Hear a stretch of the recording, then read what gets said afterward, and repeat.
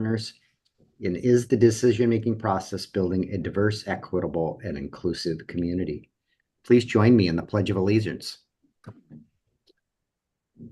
I pledge allegiance to the flag of the United States of America and to the republic for which it stands, one nation, under God, indivisible, with liberty and justice for all. All right. We have a published agenda. Are there any proposed amendments to this evening's agenda? Hearing none, is there a motion to approve the agenda this evening? I approve the agenda. So you move to approve the agenda? Is there a second? Yeah. Second. Okay, a motion by Councilmember Fenton and a second by Councilmember Warden to approve the agenda as presented. All in favor, please say aye. Aye. Aye. And anyone opposed? Hearing none, the agenda has been set for this evening. We're to our first citizen comment period. And is there anyone, Councilmember Rosepepe, you have a question? No, I just wanted a point of order, Mayor, that just since we're all on Zoom till we get back to the council chambers, that we just have ourselves on mute unless we're speaking. It's a little hard with conversations in the background. Yep. Thank you, fellow council members. Yep. Right. Heidi and Fred, did you catch that? Okay. Thank you. And it's a good point. And so we are to our first citizen comment period. And if there's anybody in the lobby wishes to address the council, I think there is someone. You can, and you have 3 minutes to address the council. Go ahead. Yeah, you start right. Okay. Good evening. As you are aware, we have a huge transient boat problem in the Sinclair Inlet. It is an environmental and a navigational hazard. Currently, there are 2 boats moored at the DeKalb Pier. One is actively sinking again, and there is another one that there is someone living on it. There is about approximately 10 boats that are anchored in the inlet. These boats leak fuel, oil, human, and animal waste into the water and have no lights at night. Unfortunately, many of these boats get abandoned and sink, causing a huge cost to Port Orchard, DNR, fire, and police. The best ways, I believe, to mitigate the situation is by enforcement. Most boats are neither registered or insured. Per WAC 322-52-155, persons shall not moor or anchor a vessel in the same area for periods longer than 30 days or 90 days in a 365-day period. The same boats have been in our inlet for several months and actually a year or more. Constant and documented enforcement of this law will solve many of these issues. The amount of vessels in the inlet is proportional to the amount of enforcement.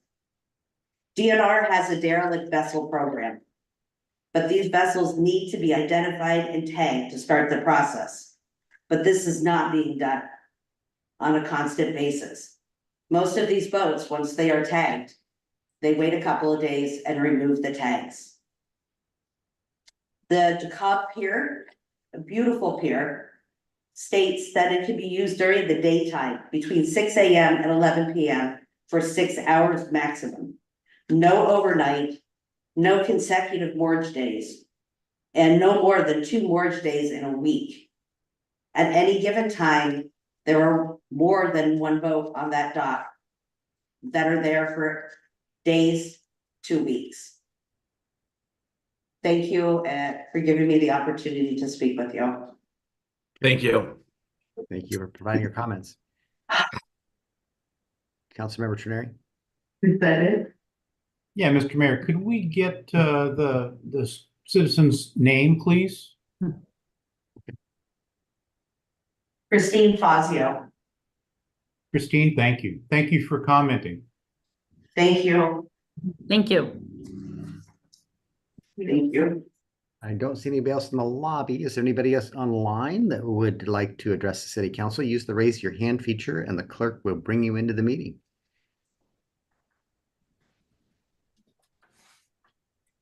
Are you seeing anyone, Brandy? This one, and he's a presenter, so he will be joining the panelists here momentarily. Okay.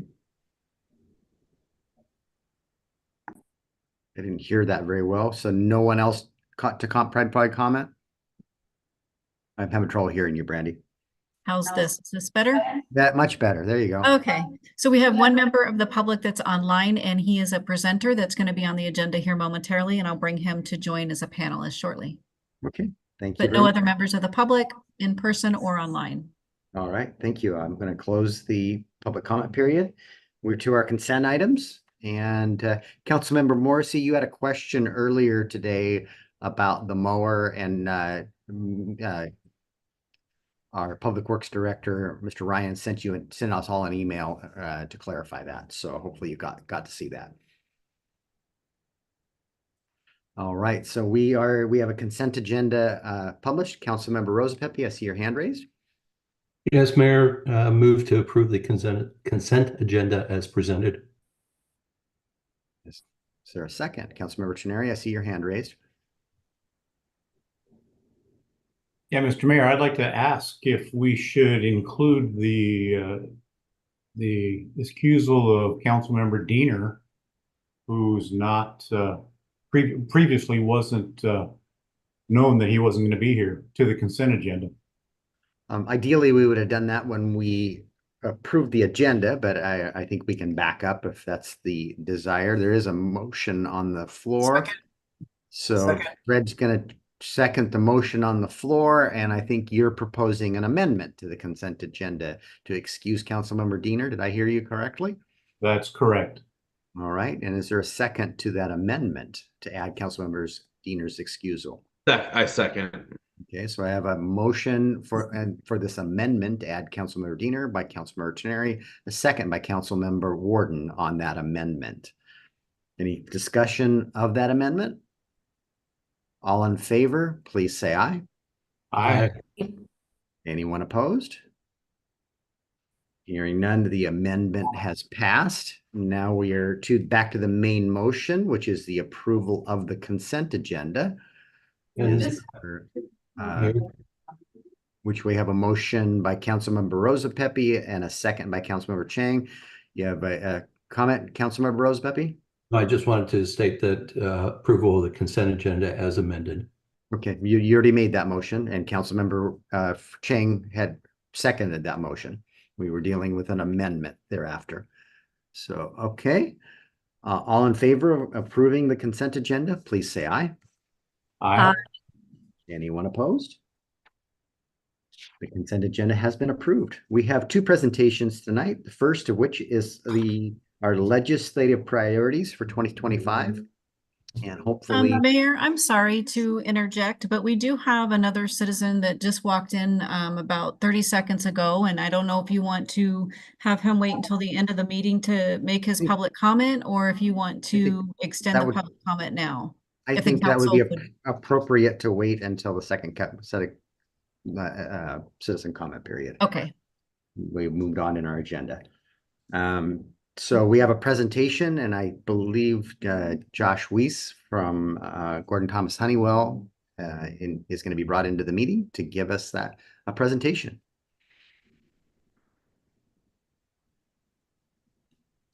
Yes, give me just 1 second.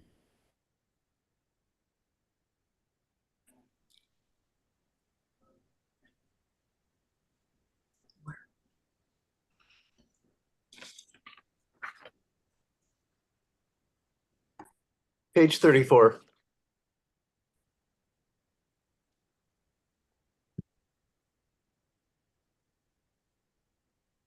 Right. Welcome, Josh. Good evening, Mayor, Council. Nice to see everyone. Okay, and I think we'll just let Brandy drive here. Oh, well, we're spun around here, but maybe she can correct that.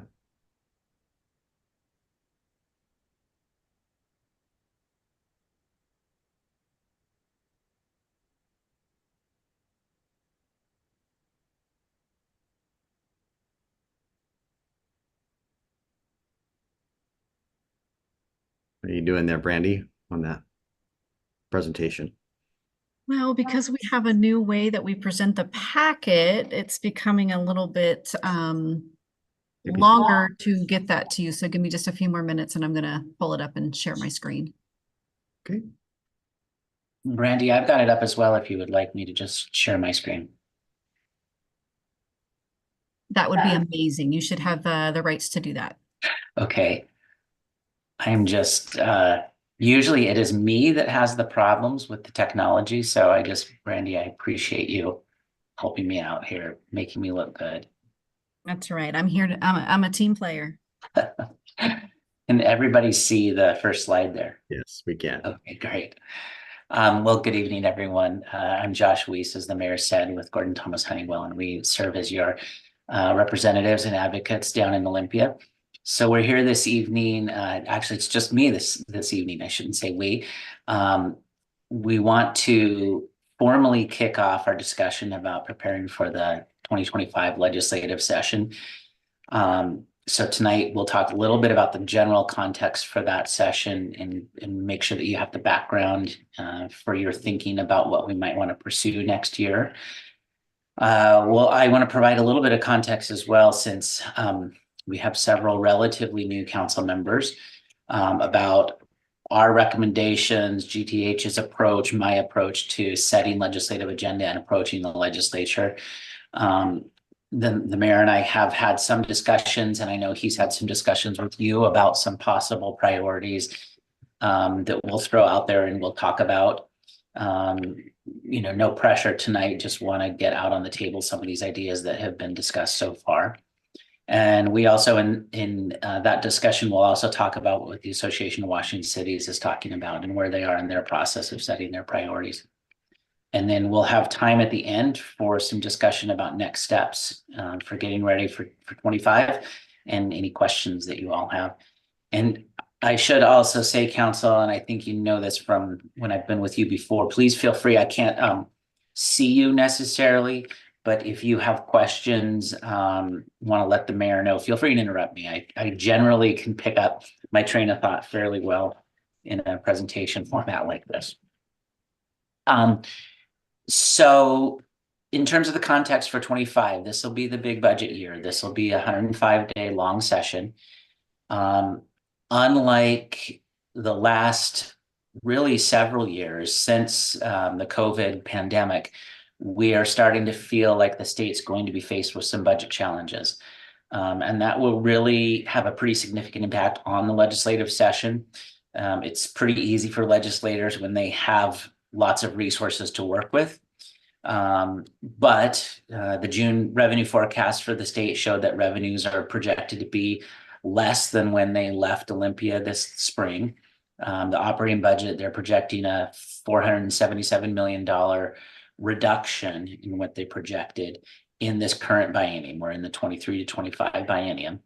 And then projecting $189 million decrease in the 25 to 27 biennium. So the state does their budgets, they adopt a 2-year budget, biennial budget, but they also project out their revenues for 4 years. And so really this is the state's best guess at this point about how revenues are coming in. And what I should say is, just because they're showing a $477 million reduction, again, remember that that is a projection of overall growth.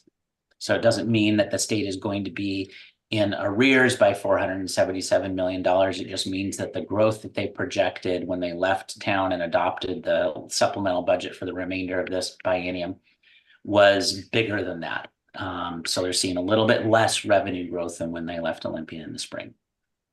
Nonetheless, this will make budget writers a little more concerned and a little more cautious. And the other factor out there, of course, is the potential fiscal impact to the state from the initiatives that are on the ballot this fall. Any of those, 2 of those 3 initiatives would have a budget impact on the state and would require the budget writers to even further have to think about how to balance their budget for the next 2 years. Capital budget should be relatively healthy. It's a good year to be thinking about requesting dollars for capital funding. They'll have about $4.7 billion in bond capacity, which is bigger than the last supplemental year, as is typically true in the first year of the biennium. The transportation budget, which is the third budget the legislature adopts, as we've seen for the last several biennia, gas tax revenue is declining, which means that there's less resources available for transportation projects and transportation operation spending. We do think there have been some conversations about the possibility of a new transportation revenue package. I think a lot of that will depend on whether or not the climate change initiative passes. But we could see potentially some discussion about new new transportation revenues being adopted this biennium.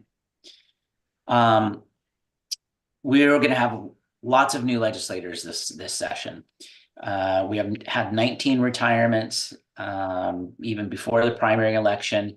We have several potentially open seats from statewide races. Senator Mullet running for the governor's race, Senator VanDeWeghe running for Commissioner of Public Lands, etc. Those are created vacancies that will also be filled and will be filled by new legislators. The entire House and half of the Senate are up for re-election.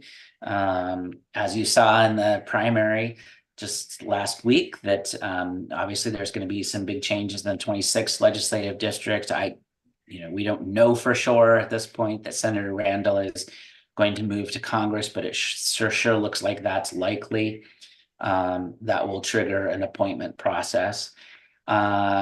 And then obviously with Representative Hutchins stepping down, we're going to have a new, or maybe Representative Young joining us again from before, legislator in that House seat. And I will just say here, I'm sure you know this already, but the 26th legislative district is definitely going to be one of the biggest battleground districts in the legislative election this year. So expect to see a lot of ads over the next several months. There is the distinct possibility that Democrats pick up a supermajority in either the House, the Senate, or both. And the implication for that is that in the Washington Constitution, the legislature is required to have 3/5 supermajority to adopt and authorize the issuance of capital budget bonds, which is the way their capital budget is funded. So right now, that bonding requirement is sort of the last lever that a small minority of legislators has to really force some negotiation in the legislative process. If Democrats do gain the supermajority, that will even further give them power to make decisions and less need to negotiate with Republicans in the minority. And based just on the primary results, and I recognize the primary is a very different election than the general election that will be coming this fall, but that very much looks like that is a possibility for this next session. We're also going to see new leadership. Not only will we have a new governor, resulting in lots of agency director changes, but also high-level policy and budget staff changes here in Olympia, that people that we work with on a regular basis. A lot of change will result from that. We also have the majority leader in the Senate for the Senate Democrats, Andy Billig, announced at the end of session that he would not run again. So there will be a new majority leader in the Senate. Senator Billig has actually, though he's a very solid blue Democrat, has been a fairly moderating force in that caucus. And I think with the retirement of him, as well as Senator Mullet and Senator VanDeWeghe that I mentioned before, I think that caucus will be a little bit more towards the left of center than they have been in the past. House Republicans had big legislative leadership changes not this last session, but the session before. This year, we see two of the sort of high-ranking lieutenants in that caucus are running for other positions and will not be returning. So there will be some turnover there. The bottom line there is just a lot of change in who we will be working with here in Olympia during session.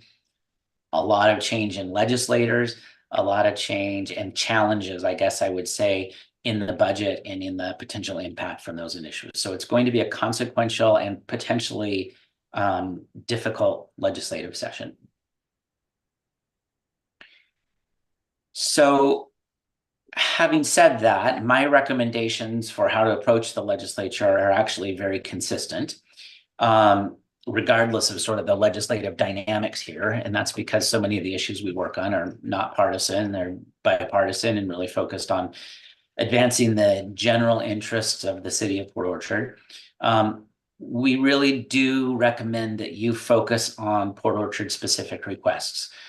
There will be times when the Association of Washington Cities will be bringing issues forward that it is helpful, and we can provide a helping hand to supporting issues that have a statewide impact. But it is not realistic or frankly helpful to be expending our relatively limited capital, political capital and resources on general issue, non-municipal issues of general statewide interest.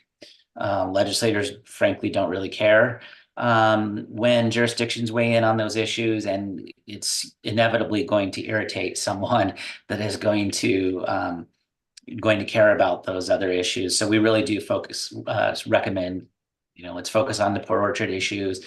We are really the only ones that are going to be standing up and making sure that the city of Port Orchard has their needs and desires accounted for in the legislative process. We do recommend thinking about priorities in terms of a biennial approach. The legislature thinks about items in biennial terms.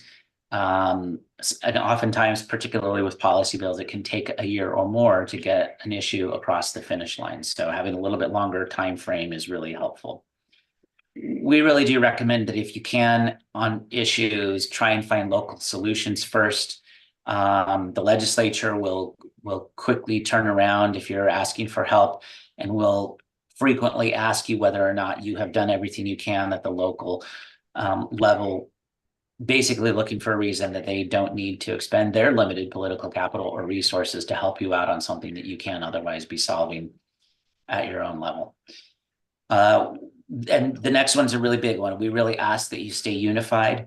It's really important that council and mayor and staff are all speaking with one voice. There's nothing more detrimental to my work here in trying to help you in Olympia than if one of your legislators or a legislator calls you up personally and says, hey, I know your lobbyist is asking for money for this project. Is that really the most important project? Or what if I put money over here on this other project? Would that be okay? It really undermines our efforts and our credibility. So when we are talking about legislative priorities, it's really important to make sure that we are all upfront about being on the same page on priorities and unified in being willing to work on and put our efforts toward those priorities. And then the last point is a little bit related to the very first point. The more focused you are on the items that you make a priority, the more effective you're going to be. Legislators have a billion issues coming at them, and it's really more effective for them when they know that you're going to talk to them about 2 or 3 issues all session long, and you're going to be repeating them over and over, and you're going to be making sure that they don't forget those issues, as opposed to each time you see them talking about something different and having it be sort of a revolving door type of approach. The other thing I would say is that if the city's priority is to be responsive to other ideas that come forward, so to be reactive to proposals that are put on the table, it really just takes away from my capacity and our capacity to work on city-specific requests. So I'm not saying this is a bad thing. I do have clients that really do like to spend a lot of time being reactive. They're not as able to move the ball across the finish line on jurisdiction-specific priorities, and that's okay. That's just how they have chosen to allocate their time and capital. Port Orchard has been very consistent in the time that I've been working with you about staying focused on city-specific requests, and we've been really successful because of that. So the second slide here about approach to agenda setting, I spend a lot of time during session living by deadlines, and that's because the legislative process is driven by deadlines. They themselves, you might have heard legislators talk about cutoffs.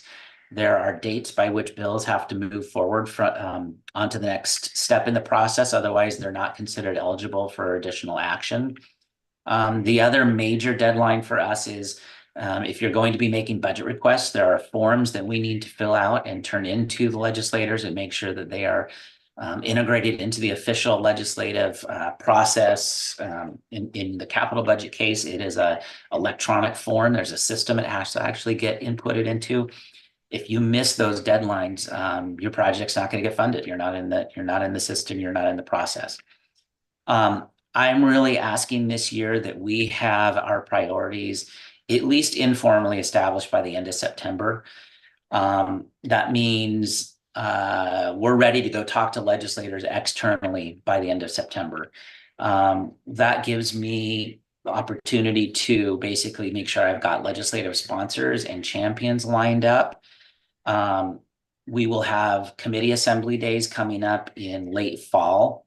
If we pursue, and that's an opportunity to talk to legislators, particularly if we decide we're going to pursue any policy bills, getting those pre-filed before session actually starts and showing up in the legislative system of bills is really helpful. They'll be scheduling out hearings for the first week of session, a week before session even starts.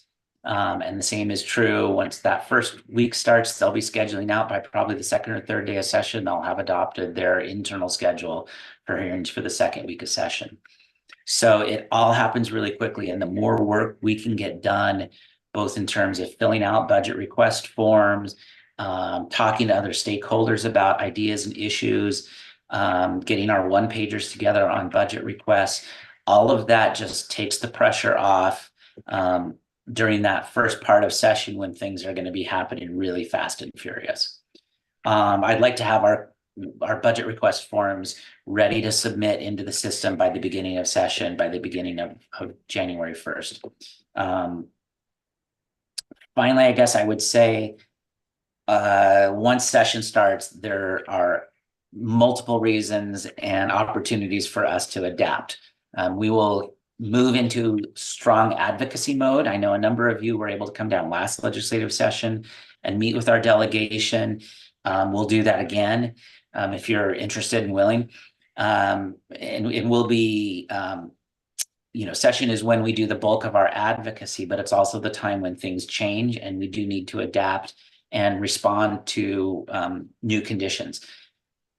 Good amount of what I will be doing for you is having meetings with legislators outside of our legislative delegation, whether it's on bills or budget requests. That could be budget leadership or committee leadership. I'll also be deploying letters of support from the community, maps, one-pagers, etc., and advocating for your projects in that way. On testimony, I just want to add one thing. A lot of times, I know that elected officials really like to show up in Olympia, or these days it's online, and testify on pieces of legislation. We're really seeing now that the legislature has gone virtual with their testimony, it's just not as effective to be participating in that way in the public process. We're getting a lot more people testifying, which is good in some ways, but it just doesn't have the same impact on the legislative process that it used to. And so we really think that it's much more important for you to be engaging individually and on a personal level with legislators that you know, whether it's through text message or phone call. Or like I said, it's still good to come down with me and we can go and find people in the halls and talk with them. You most effectively can have an influence in Olympia by giving me clear direction that I can convey personally to the right legislator. And then by, again, what I said before, establishing a texting level relationship with your delegation when I can say, Here's how I can bring a Zoom link to this meeting. I live in Veterans Hall. I'm disabled. I live in Rexall. Oh, and Brandon, can you mute? It's funny there for a minute, Mayor, you were muted and Brandy wasn't. Is it? I'll be right back. Oh, we got it, Mayor. Okay, so last point on this slide, just if as I mentioned, if you can be on it, if I can let you know, hey, it would be really great. I just talked to, I'm going to just pick somebody. There's nothing significant about this. I just talked to Representative Collier.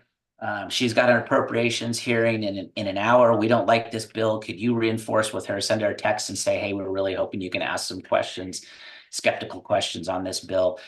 That is really the effective way to be influential in Olympia. And that's a lot of what I'll end up doing for you is contacting you and letting you know when those opportunities exist. So as I mentioned before, I know there's been some talk amongst council and the mayor, as well as the mayor and myself, about some possible preliminary items to put on your legislative agenda. On the left-hand column here, we've got some ideas that are left over and building upon the 2024 legislative agenda. In fact, some of these are older than 2024, but they're still very relevant and we think important to continue on. And then on the right-hand side, we've got some new ideas that have percolated up. And I'm going to go through these quickly. And I'm happy to answer questions or engage in more conversation, but I just want to give a little bit of description of each of these and let you know how I'm sort of thinking about them. The Community Event Center, of course, has been really a key request of ours. We received $2.1 million in 2021. My discussions with the mayor, it sounds like we won't be in construction mode on that until 2027. So I don't think we need to do anything this session on this, but it is my recommendation is to keep it on the legislative agenda, make sure that our legislators and other legislators know that it is going to be coming in the future. That's especially true that since we're probably going to have some turnover in the 26th legislative delegation. The requesting dollars for the Bay Street level rise, I think a lot of this will really depend on what happens with the Climate Commitment Act on the ballot this fall. If there are climate dollars that are available, this project does seem like it would be a good and eligible type of project for some of those categories. And I think there's a pretty decent chance that we could be successful with that. If the climate dollars go away, or that's not the right way to say that, those dollars that they've collected so far aren't going to go away, but they're not going to be spending them on these kinds of projects. So excuse my shorthand on that. But the bottom line here is, I don't think if the initiative passes, it's the right time to be asking for dollars for this project. The Police Training Academy and basic law enforcement training, we have pushed on before. In fact, Representative Collier was primarily the champion, although the whole delegation worked on it last session. We got $50,000 in the operating budget for the Criminal Justice Training Commission to be conducting a study on the effectiveness of having a training academy on the Kitsap Peninsula. That report won't be back until June of 2025. But this one is probably worth hanging on to, because if our delegation says, hey, it's really time to push on this, then it would be nice to be ready to jump behind them and really support them. And it ties in as well with one of the AWC priorities, which we'll talk about here in a second. The Foster Pilot Program, you're all aware of what's been going on with the Foster decision and the city's project and work on this. There are going to be bills, we believe, this session that deal with municipal water rights. I do think it's good to still have a placeholder on this, even though it sounds like things are moving along nicely at a local level for you. It has been on our agenda for a number of years now, and I still think it's important to make sure legislators understand how uniquely impacted the city is on this issue. And then last on the old issues, if you will, the Sedgwick roundabouts at the intersection of 16 and 160, we've had this on our agenda for many years now, and I really think that's the right thing to do. If there is a transportation revenue package, we want to be right there ready, again, talking about this and the need for these projects, and ready to strike if the window of opportunity opens for us. I know there have been a number of new ideas that have been discussed. The desire for some GMA reforms to just make it less onerous for cities to comply with, I know is a consistent and constant desire for not only cities, but also counties. I think that's a good item that if the opportunity arises to be ready to talk about it, I would not expect a Democratic majority to be doing much of anything substantive in terms of GMA reform, but you never know. Things get traded. Strange stars align sometimes, and it is an okay thing and a good thing to be ready to engage in that conversation if it does. Maybe just not necessarily the kind of issue you want to lead on and put a whole lot of energy into, because it just might not go anywhere this session. In fact, it probably won't go anywhere this session. I know locally there's some discussion going on about penalties for building owners where there's vacant buildings. I've had some conversations. It sounds like maybe you might have a neighboring city that's going to push this forward, but I would be pretty surprised if this goes anywhere this session. That's a fairly would be a fairly controversial topic, and I think our delegation would be a little bit hesitant to get engaged in it. Happy to talk about that more. Opposing new housing and homelessness mandates. The legislature has mandated affordable housing requirements from the supply side, land use side, for a number of years now. And I think it's really reasonable at this point to be saying, it's time to take a pause. We know affordable housing is a major issue for the Puget Sound region, for the whole state, but we need to give an opportunity for the existing mandates that the legislature's passed to see if they work. We also know that there will be legislative responses to the Grants Pass decision. There have been bills in the legislature the last 2 biennia having to do with a quote unquote homeless bill of rights, which basically would be one of the impacts would be a restriction on cities' ability to regulate outdoor camping. I think we're going to be in the defensive on that, but that is something that would be worth thinking about having on your agenda and making sure the delegation knows that this is an issue that the council cares about. I should also say that from my perspective, whether an issue makes your legislative agenda or not, if something arises during session or conditions change in the city and all of a sudden something becomes a huge priority that wasn't before, we can always go to work on issues that aren't identified in the agenda. I really just like to have the top 2 or 3 items on your agenda to say these are the things we're proactively trying to move forward. So there's not like the door closes if you don't get it on the agenda at this point. Transportation revenue, I mentioned before, there's possibility potentially of having a new revenue package. If that's the case, I really want to make sure that we do have the Sedgwick project roundabouts teed up pretty nicely. If there's any other projects, this is the time to have the details ironed out so that we can provide them to our delegation. If they come to us in a panic and say, hey, there's going to be a package, I need some projects in the 26th district, we want to make sure we're ready to arm them with those ideas. And then infrastructure funding. I know that, city infrastructure is oftentimes the key for affordable housing, for transportation, for so much of what cities do. I think continuing to make sure that the legislature is aware of the importance of that, and in a revenue negative environment doesn't get the idea of reducing infrastructure fund sources that cities rely upon, which we saw happen during the Great Recession in 2010, 2011, 2012. My last substantive slide here, I promise. The Association of Washington Cities is in the middle of their process of setting their legislative priorities. You are lucky to be represented by Mayor Patonsu on that committee. Just as a little bit of background, AWCI puts issues into 3 categories: priority issues, and those are the ones that they really say we're gonna take the lead on these. We're gonna put our maximum association effort into. And then significant issues, which are just a tier down from that. They're ready to go and push hard on them if they catch fire, but not necessarily listed on their priority document. And in the 3rd category is their support and endorse category, which is, if it comes up and people ask us to support it, we'll sign on and support it, but it's not something we're going to it's not a huge issue for cities per se.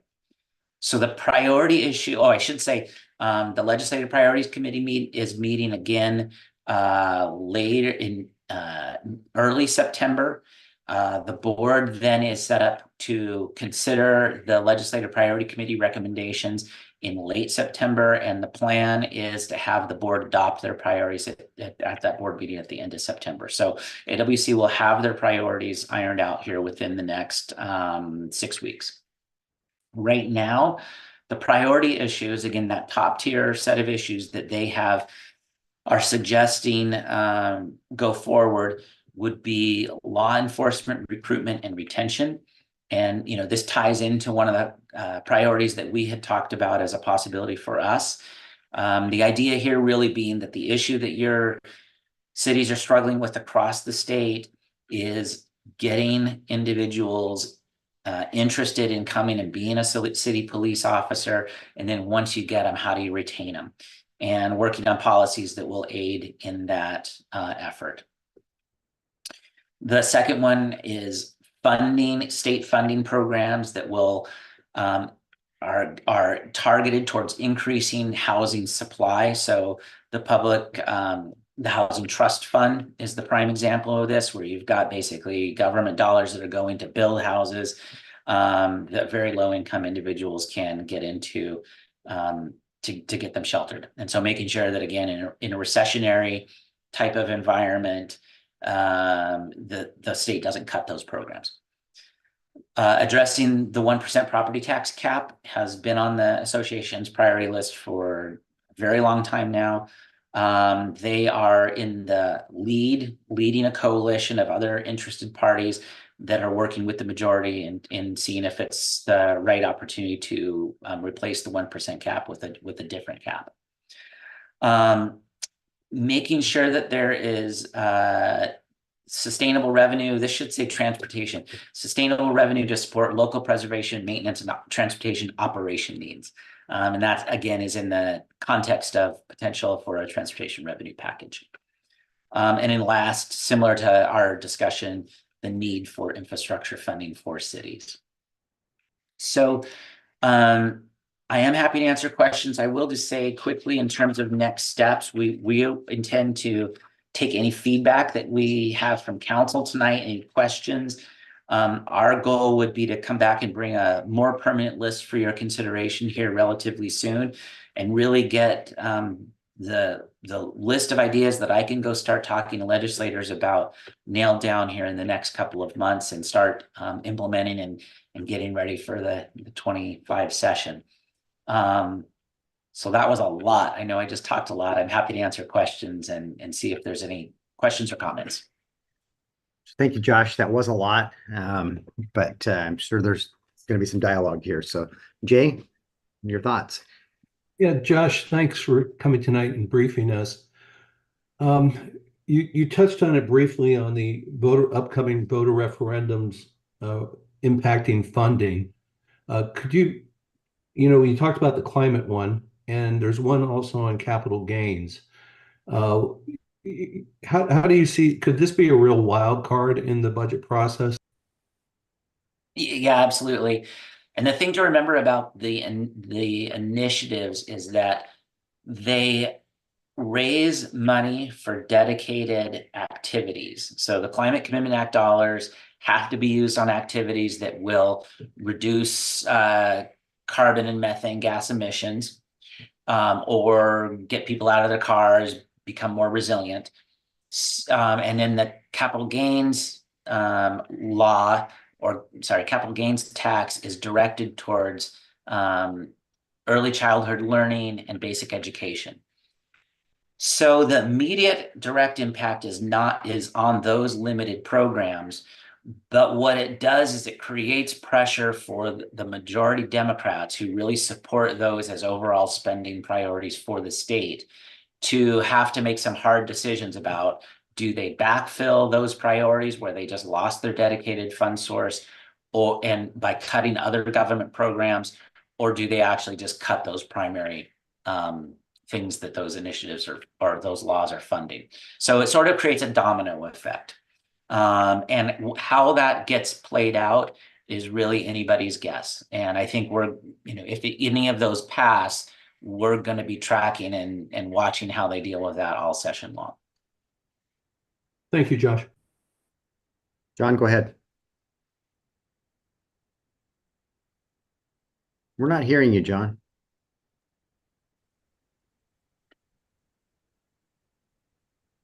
No. No. We'll go on to Fred, and then I'll come back to you. Something's wrong with your microphone there. Fred, go ahead. Josh, I have a quick numbers question for you, which is I realize the supermajority is probably 33 in the Senate and 66 in the House. How close are we to that? Do you have it off the top of your head? I'm sure you do.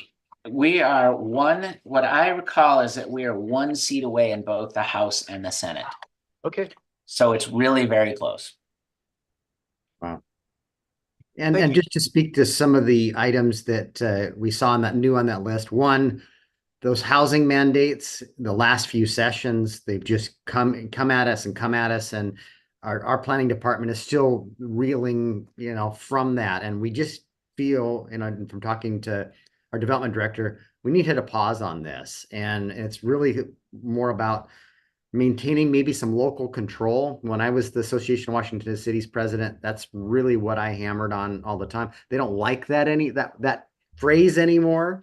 They've been tired of it in Olympia, but it is. We need to have control of our own destiny and defend against these mandates. And then I'm hearing you guys loud and clear. We need, if we're going to be successful in a vacant building ordinance, we need some change to state law to allow it. So, Paulsbo's kicking the tires on this too. Maybe it'll get some energy, and if it's there, we're going to be to support it, there to support that effort. So, Heidi, you have a question? Yeah, it was exactly on that line about penalty on the vacant buildings. Yeah, and I know Paulsbo, I think, is going to add an extra tax on that. And so I was thinking the city takes control of that, because we have some other examples of other cities. They can't, Heidi, and that's why Heidi's wanting. That's why Paulsbo's wanting to get change to state law to allow us to do something in that realm. Oh, okay. Because I know that Charlie gave us some examples of different cities doing. I mean, they're actually doing something on vacant buildings. So that's why I was thinking it was within us making that code. But so then our legislative would they have to change that law? Is that what is going on here? Yeah, create a law is what that's what we. If this gets traction, I think Paulsbo says they have an interest in this too. And if we can get some traction, we want to be there to support it. So we've got it on our agenda.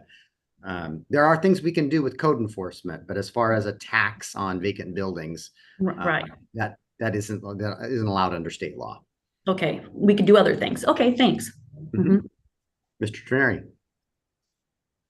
Yeah, hi, Josh. Thanks for coming. Hey, I have a question in regards to the transportation budget and just that whole transportation package. With the decreasing revenues we're seeing in the gas taxes, but the ever-increasing budget and needs of the transportation improvements throughout the state, what's your opinion on the steps that will be taken to backfill and actually add to that transportation budget? Yeah, it's a great question. Nice to see you, council member. So there's not a clear answer right now. That's the short story. There has been a lot of conversation about some different options. I think everybody sort of agrees that gas tax revenues are, not going to come roaring back and ever be sort of the main transportation revenue source that they used to be. So there's been conversations, and the State Transportation Safety Commission has done an incredible amount of analysis and public outreach on a road usage charge. So basically a vehicle miles traveled charge. They've done a couple of different pilot efforts where, people were able to track their miles and see how it would compare to a gas tax. I know there is an incredible amount of skepticism about this. But I also have seen the work that the Transportation Commission has done, and they've done a lot of work on this. And there has been bills proposed, at least for discussion, in the last 2 legislative sessions. So there will be legislation again this year, I'm sure. Is it ready to pass? Probably not, but strange things happen. The other city-related idea that is being discussed right now, and the association has done a study on this and has pushing the ball forward on this, has to do with the delivery fee. So Amazon, Grubhub, those other businesses that are using local roads to provide their services and goods, putting a per delivery charge on each one of those. Other states have implemented, they've done the analysis on this and have a pretty good sense of what some of the options are. There's active conversation going on around whether that would be viable. And AWC is pushing that pretty hard. That particular idea would be dedicated towards local needs. So city and county needs.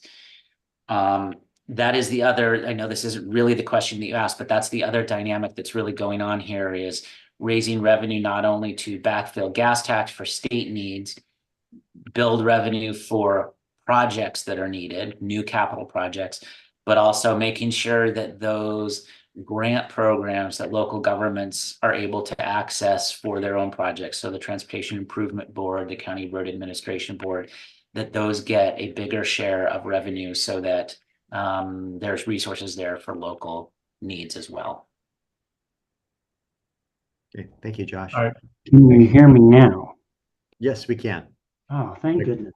Wonderful. I'm going to go to Councilmember Warden, and I'll come back to you. Mr. Oh no, mine's short and sweet. Josh, thanks again for coming today. Every time I listen to you, I learn a lot more about like the state level, the conversations that are being held. And so I appreciate you bringing those conversations to us, because I definitely learn a lot each time. So I appreciate that. So thank you. Yeah, you're welcome. Happy to do it. Happy to help. Councilmember Morrissey. Yes, thanks for the presentation again, Josh. Couple of quick questions. One, you said at the top, 470 and 190-ish, about $670 million is not going to be available. But just to put that in perspective, over the 2-year biennium, that's still less than 2% of the entire budget, correct? Yeah, it's a $70 billion budget now if you look at all revenue. Okay. So even less than 1%. Okay, so that shouldn't mean any kind of big haircut for the city. No. I think realistically, I don't think there's much risk that funds get swept. I will say that more significant than the actual dollar amount, there will be another revenue forecast in November. They do them quarterly. More significant than the actual number is the direction. It's been up and up significantly for several years now. So this is the first time it's starting to go down, and people are saying, okay, we better pay attention to this now. And keep in mind too, that when the state adopts their budget, they have to look at what they call a caseload forecast. So that's their estimates of how many kids are going to be in school, how many people do they think are going to need mental health services, how many people, how many foster kids are there going to be in the system. All of those services provided by the state, they forecast out and how much that's going to cost. And just like for you, the cost of providing those services has gone up in the last year compared to what it was a year ago. So they're looking at, what do we think the cost of providing service is going to be? What are our revenues doing? And that's when they start to go, okay, it looks like we have an issue here. It's last quick question, and then maybe a comment for the council too.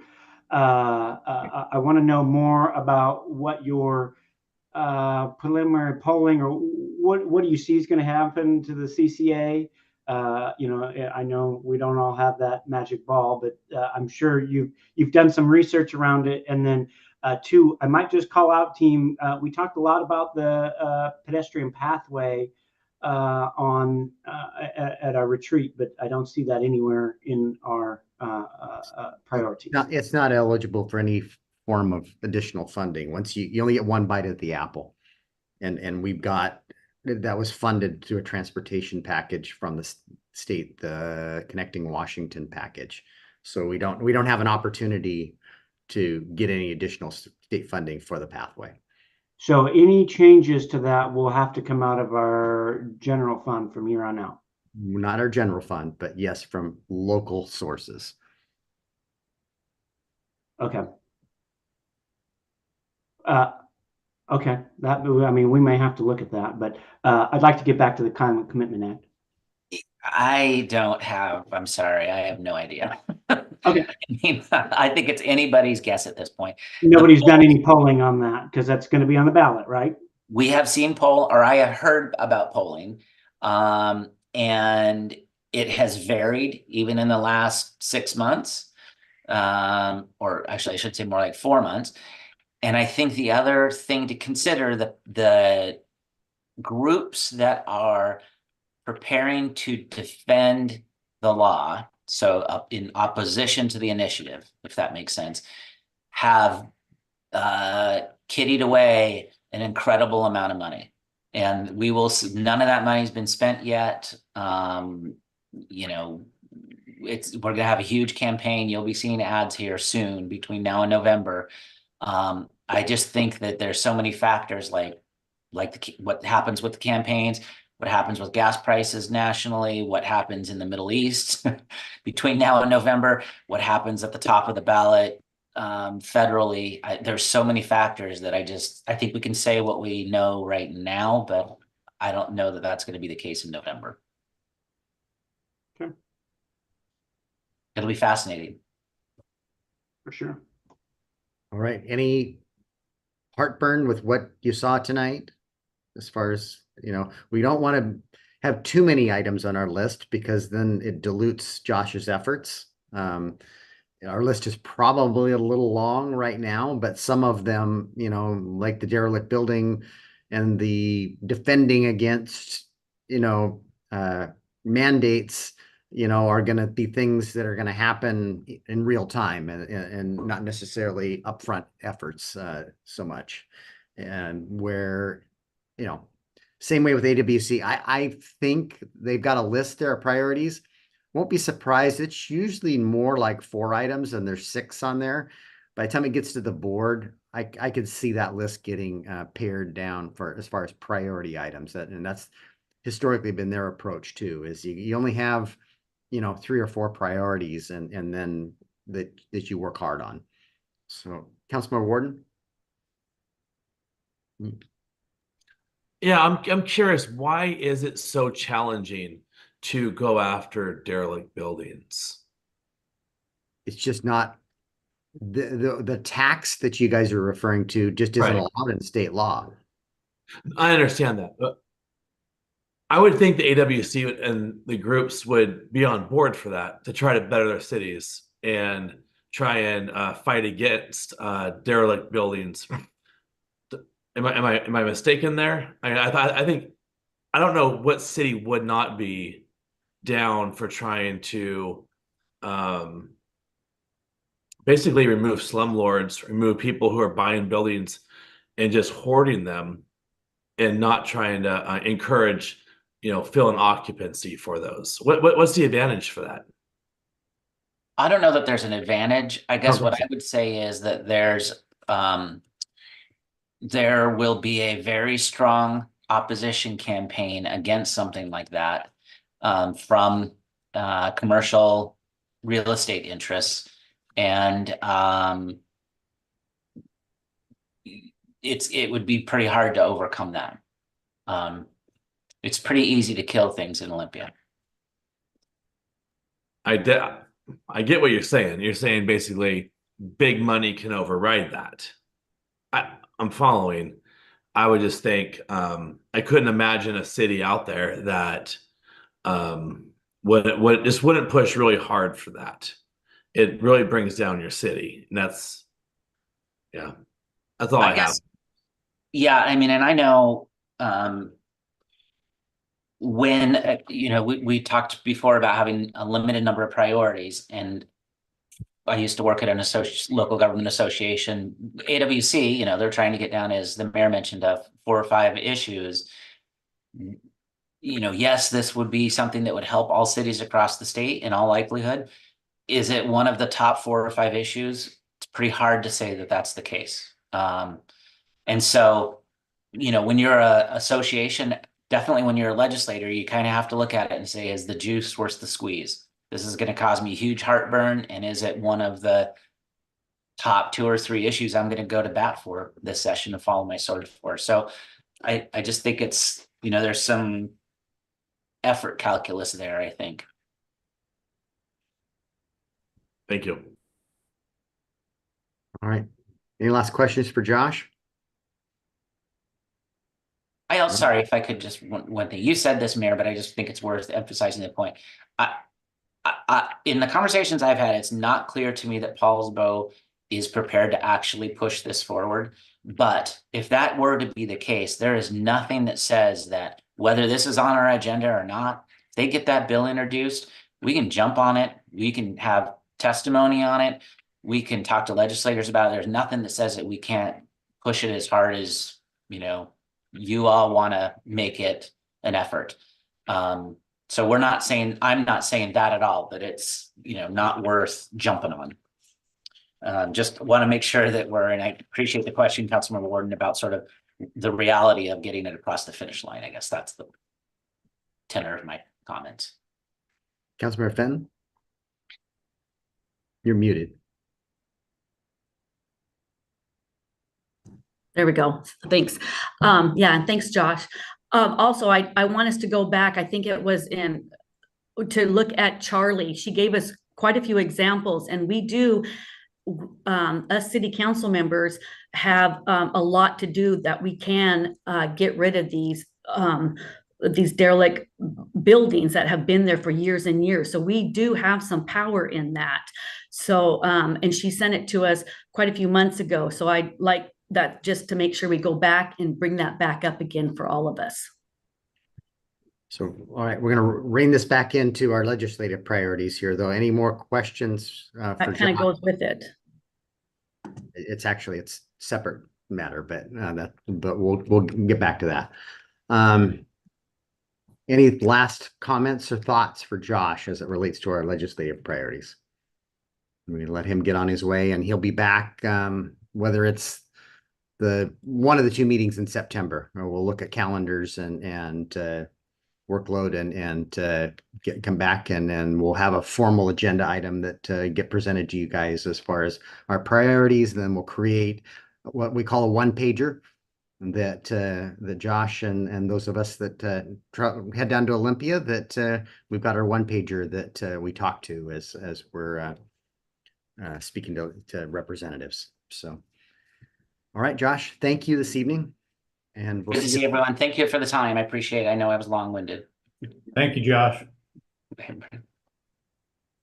Thank you. All right, we have a second presentation, which is from Public Works Director Ryan on the Bay Street West situational study. And so this is not the pathway that we're building. This is the concepts, and none of these are projects. These are concepts and a body of work that was done largely over the last couple of years by a consultant for us, and to look at connecting the ferry terminal to Tremont and potential routes and projects that we could do in the future. So with that, Dennis, take it away. Thank you, Mayor. Good evening, council members. So yes, this is the Bay Street Pedestrian Pathway West segment. This is from the area where the Marina Pump Station west to Port Orchard Boulevard that we're talking about. So the city of Port Orchard is actively planning many significant transportation projects in the downtown core. We've talked about the rise of the Bay Street for sea level rise. And we're also talking about, we're in the planning processes of working with the state, who is going to provide funding to construct a roundabout at Port Orchard Boulevard and Bay Street. So As part of that, to move forward, we have to have this plan in place. So the new active transportation pathway will be built within the city of Port Orchard, connecting Bay Street and Kitsap Transit Foot Ferry Terminal to the intersection of Bay Street and running up Port Orchard Boulevard all the way up to Tremont. So I will go to the next slide. Oh, I'm sorry, I was behind a little bit there. So that's the roundabout. And so as part of this roundabout that we look to build as soon as 2028 with WashDOT, we have to have this plan for the pedestrian footpath or foot traffic and multimodal transportation in place. So next slide, please. So here is the two routes. You will see Bay Street down below, and I point out that all the solid line is current property that we have access to. It is within existing right-of-way or city-owned property. The only portion of the Bay Street segment is the dotted line, and that's just a future consideration that would be brought in front of the city council. So only the sections that is the solid orange will be part of this pathway. And then if you look at the bottom of the screen, that's the connection point from Bay Street to Tremont on Port Orchard Boulevard. And then I will go ahead and go to the next slide. And so the goals of this planning study were to develop a long-term vision for the new transportation pathway along the Port Orchard waterfront west of Kitsap Transit Foot Ferry Terminal to the top of Tremont and connecting that pathway. Build community and stakeholder support for future implementation of the overall planning vision. So I'll go ahead and go to the next slide. And this is the concept, what you would see in the images. So the top image is what it would look like for Port Orchard Boulevard. The great benefit here is that there is no right-of-way acquisition needed. The road is plenty big enough where it's, as the mayor put it, would be a road diet. So we have all the real estate needed for that segment, which is a great savings. And then the bottom picture is what the vision is. You see City Hall on the right. That's what Bay Street will look like. And on the other side, you'll see the pedestrian traffic. So the recommendations of the study, the planning summary report, and these recommendations were developed. It was a partnership with the city of Port Orchard, city staff, the Port of Bremerton, Port Orchard City Council, and the Washington State Department of Transportation, and community members all had input into this study. The study identified high-level recommendations for the downtown Port Orchard and the Port Orchard Boulevard areas. And I will go to the next slide, please. And so tonight we are just looking to accept KPPF's document as their final work and the conclusion of the KPFF work. So this study will be a component in the it'll be a component of the comprehensive plan that council will adopt later this year. When you adopt that document, you will adopt this study in full. And this project is also listed in the state's the city's TIP project list. And that's about it. This is also an agenda item tonight to adopt KPFF's work as complete. So I'm happy to answer any questions. I think the term is to accept their study and the body of work. And how these projects will come to us piecemeal, in the coming years as we build the Orchard Street Plaza builds a piece of it. The Bay Street improvements will build a small segment of it, and probably the low-hanging fruit in all of this is a road diet on Port Orchard Boulevard, which could largely be some paint. So I see Councilmember Fenton's hand raised. Do you have a question? Yes. So we adopt this, but it's not going to be done in 2028. Won't it change maybe? And so it's like we're paying. Well, I got a couple questions. We're paying for all this, but it could change. And don't we want the community center first before we're doing the roundabout there and then going all the way up the boulevard? Okay, this is a study and concepts. We are not committing to any of these projects today. Right. So these are concepts. But we are if we're adopting them into our TIP. right? That's the next There are step. none right? of that we will someday build. These are concepts, not designed projects. Okay. So we're saying we want a pathway up the boulevard. Okay. And there's different, it could, one of the recommendations in the full report is a completely separate, a complete street with, a separated pathway that's multiple millions of dollars, and a future council could say, that's really what we want and we need to build that. Okay. But we're committing to that. We're accepting their body of work, and that this, you're right, will be in our tip as projects that we can bring forward in the future. There's no funding for, well, I shouldn't say that. There is funding for the Bay Street reconstruction. We're doing that project a couple of years from now. We're designing the Orchard Street Plaza, which has an element of this that passes through the Orchard Street Plaza. That's not funded yet, but that is being designed. But the other segments of this have no designs and have no funding associated with them at this point in time, because we haven't advanced projects. Does that make sense? So, Mr. Mayor, I did want to point out, so the current roundabout is in the tip, the Bay Street, and that is getting funded partially by the state. And so they will not be able to proceed with their final design unless we have this plan in place. So remember that there's 3 projects there associated with the state of Washington. They're going to do their bridge, the estuary reconstruction, which is grant funded. And have they gotten the grant funding for the roundabout, or are we pursuing that grant? We're pursuing that.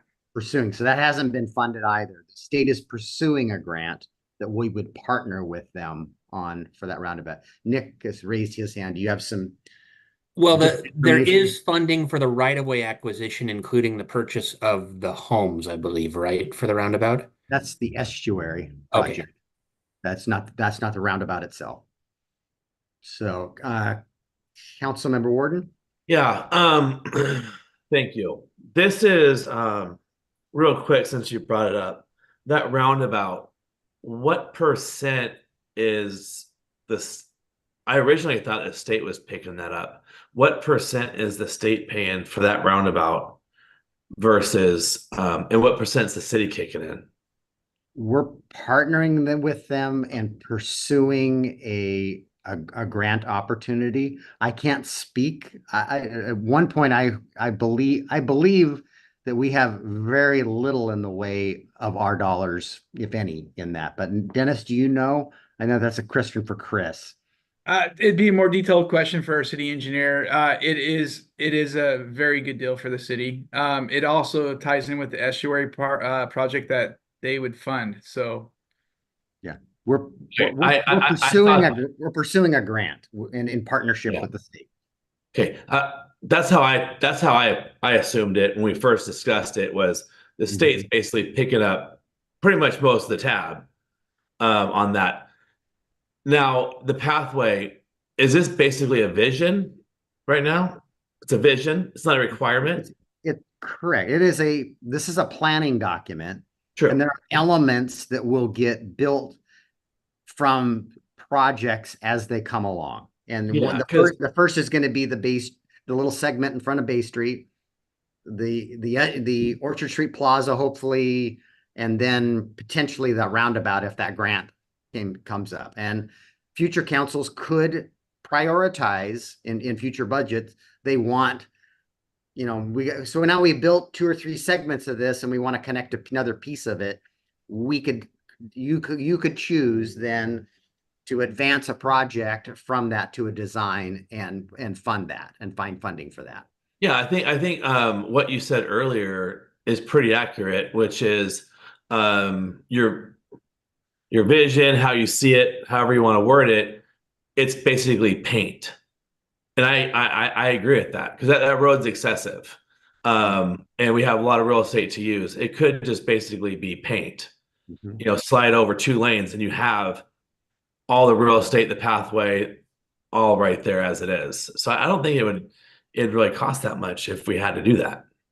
No, but by Right. itself right now probably doesn't make sense, but as there other elements of this get built and we want to connect, that's it, that's some low hanging fruit for a Yeah. project to have more connectivity to downtown. And one last thing, I'm sorry, but now the pathway, that is a requirement to obtain the grant for the roundabout. Is that accurate? It is a requirement that we pass, that we accept this body of work and that Okay. it's in our tip so the state can pursue this grant in partnership with us. Okay. Because it has to be a project in a planning project for us for this to work for the state. Okay. Thank you. Councilmember Morrissey? Yeah, so one, I would like to ask, like, when we talk about these things on the agenda in presentation 5, it's labeled Bay Street West situational, but in business item 7A, we call it Port Orchard Bay Street Pathway West, even though they're really one and the same. Can we get our terminology all the same so we're connecting those things together in our heads? Because when I saw this as pathway, right, I'm starting to think about pathway. Even our last conversations with our lobbyists and things like that, I think we're going to end up having to phase the pathway because I don't think it'll come to fruition based off of what we have in funding in its side. So my question was really going to add around, does any of this require the completion of the pathway? Are we linking it? Because we talked about linking it in what Dennis or Mr. Ryan was sharing with us, because I don't want that to become an issue down the line. So this is, once again, accepting the study.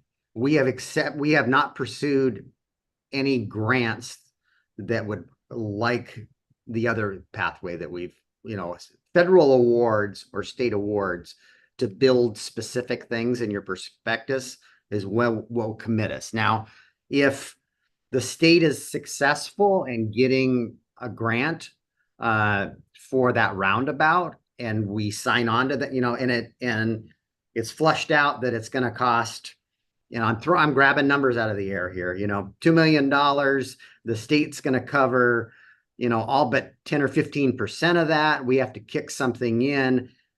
We accept that, the state and us accept that grant to build that project. We have to build it. Okay. That project. Okay. So none of these in this study are things that we're committing to building at any point, but I think there are things we're going to build associated with projects that we've got underway. Okay. And so the particular grant we're currently pursuing has what percent of match? I don't know the answer to that question. Before it is accepted, we'll have those answers for you. This is something the state is really driving the bus on.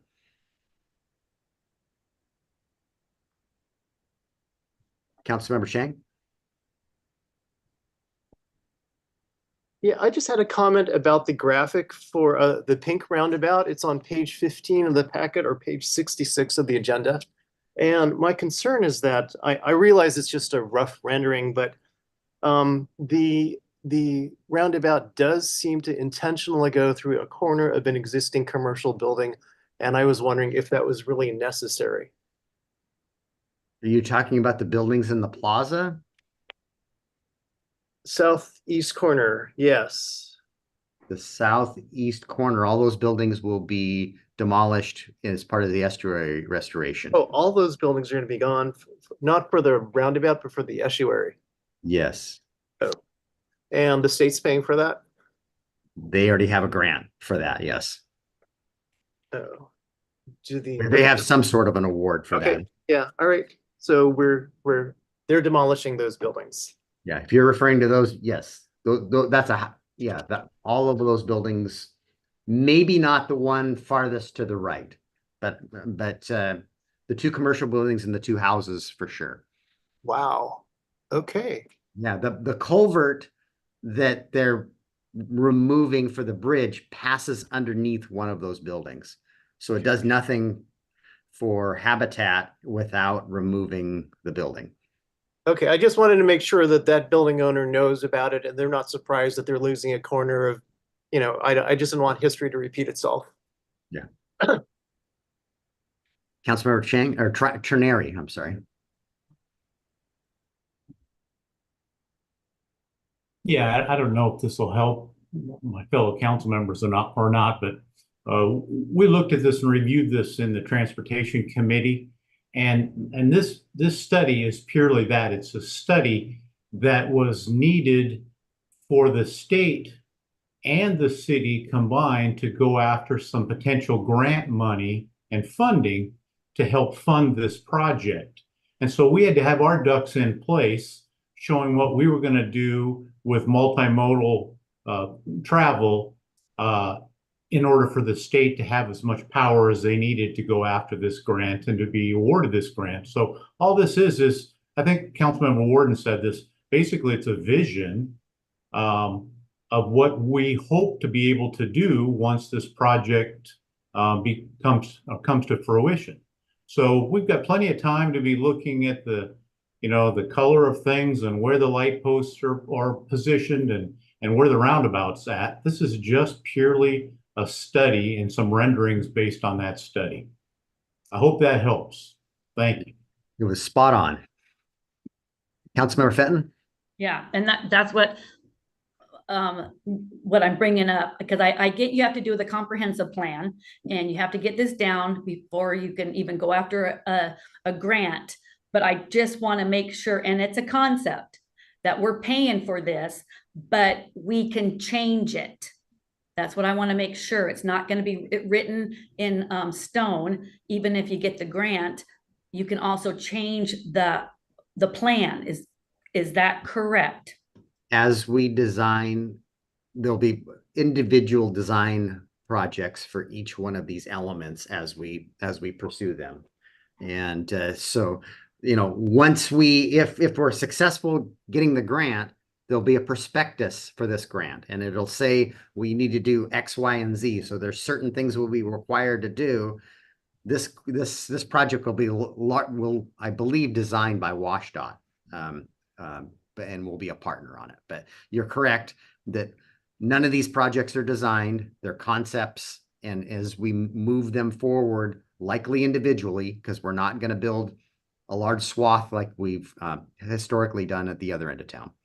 Yeah, because we got to concentrate on the other walkway before we even concentrate on this. Yep, got lots of other projects in the queue ahead of this. Mm-hmm. All right. Any last questions about the study before we go into our business items? All right, we're going to move on to our business items. And the first of which is adoption of a resolution accepting the 2024 Port Orchard Bay Street Pathway West Concept Design Summary Report as work product from KPFF. Mr. Ryan, this is you. Thank you, Mayor. So once again, we just reviewed the presentation, and I looking through the project budget, it does look like the grant was applied for the roundabout. So we've applied for it, but it hasn't been accepted. Correct. So or approved, excuse me. Yes.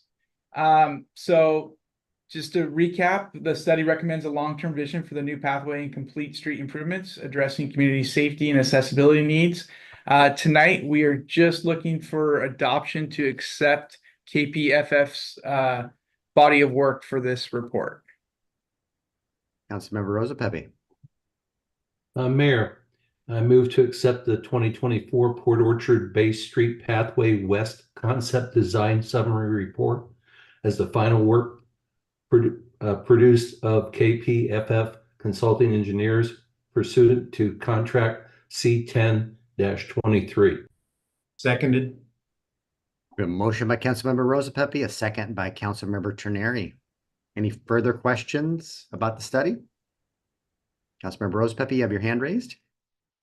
I did. Again, I go back to what Eric and Mark said that, this is conceptual to get a toe in the door, literally not even a foot, so we can start applying for funds. And I think that this is a great visionary step.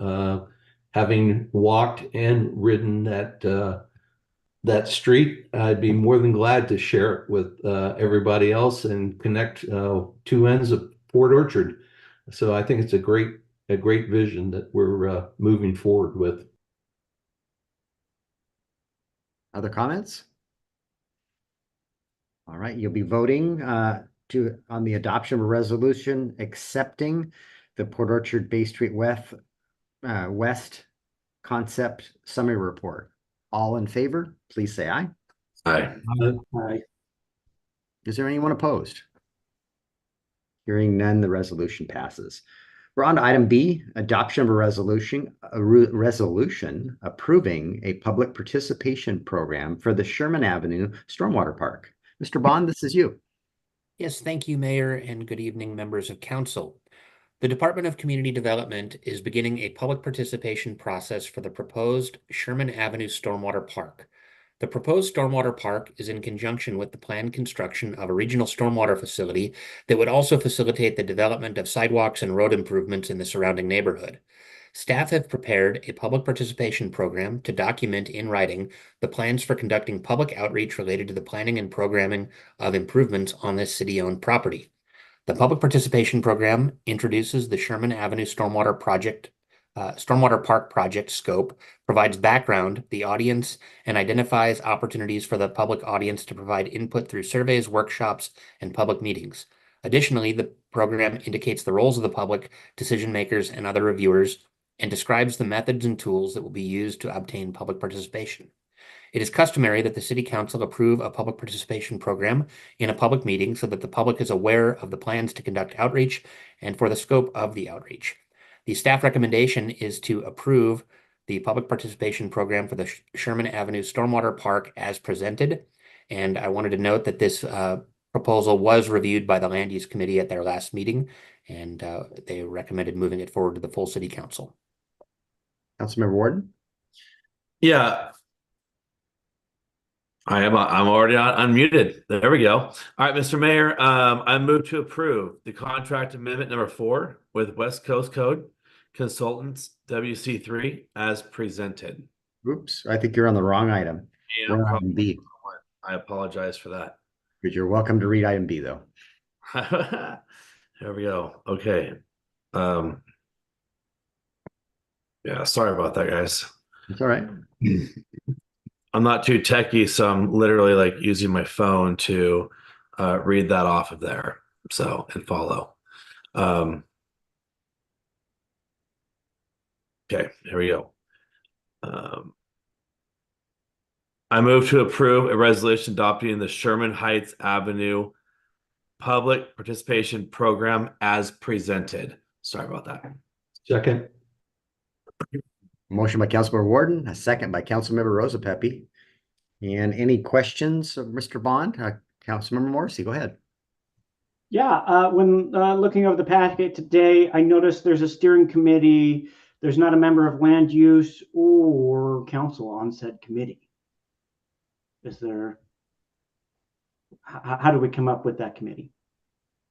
This is just the administrative committee of the staff members involved in the project and the mayor just synthesizing the public information that has been received and sort of shaping the documents and releasing the documents that are generated through the process. I think there is room for a council member if the council wanted to make an amendment to the public participation program, but it's up to you if you want to get involved in a committee like this. That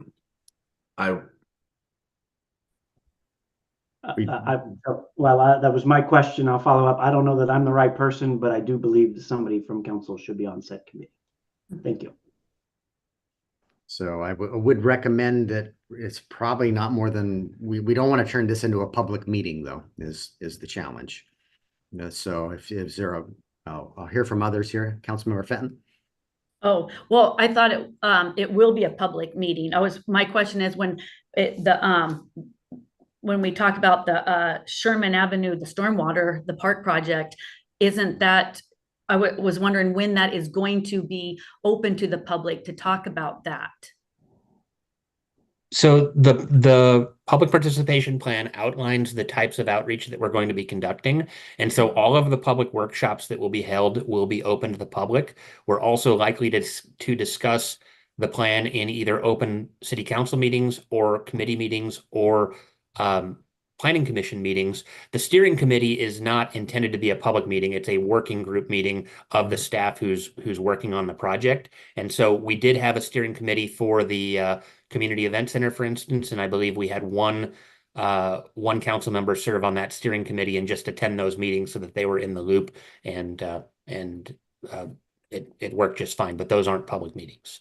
Right. Do you know when, like, it sounds like there'll be a couple public meetings. Do you know around when the first one will be? We're just starting this process. Yeah, so there's a calendar on page 5 of 6 that outlines that our first workshop will be this fall, and that there will be an additional workshop in the winter. And so if you look at page 5 and 6 of the public participation program, you'll see that schedule. Okay, I'll look at that. And then my other question is, I know, before, when you're going to go to the Sherman Avenue, where the city owns that property and where you want to do this project, and then there's woods on the right-hand side, has a developer bought that land? And I didn't understand, it has 2 signs for the public to read, but I didn't know what those were. And has builder bought that, or what did we zone that for? The city. So that's a totally separate issue, but there is a subdivision that's been approved north of this property. I think I want to say it includes 20 or 30 homes. And so that was approved previously. Right now, we're reviewing the final engineering design for the preliminary plat, which the hearing examiner approved last year. So that's pretty far along, and they're likely to break ground. I would expect, if not this year, certainly next summer. Okay, and that's in that wooded area that I'm talking about, right? I think I know the area that you're talking about. If it has the big yellow public notice signs, that is a totally separate private development that has been approved through the permitting process.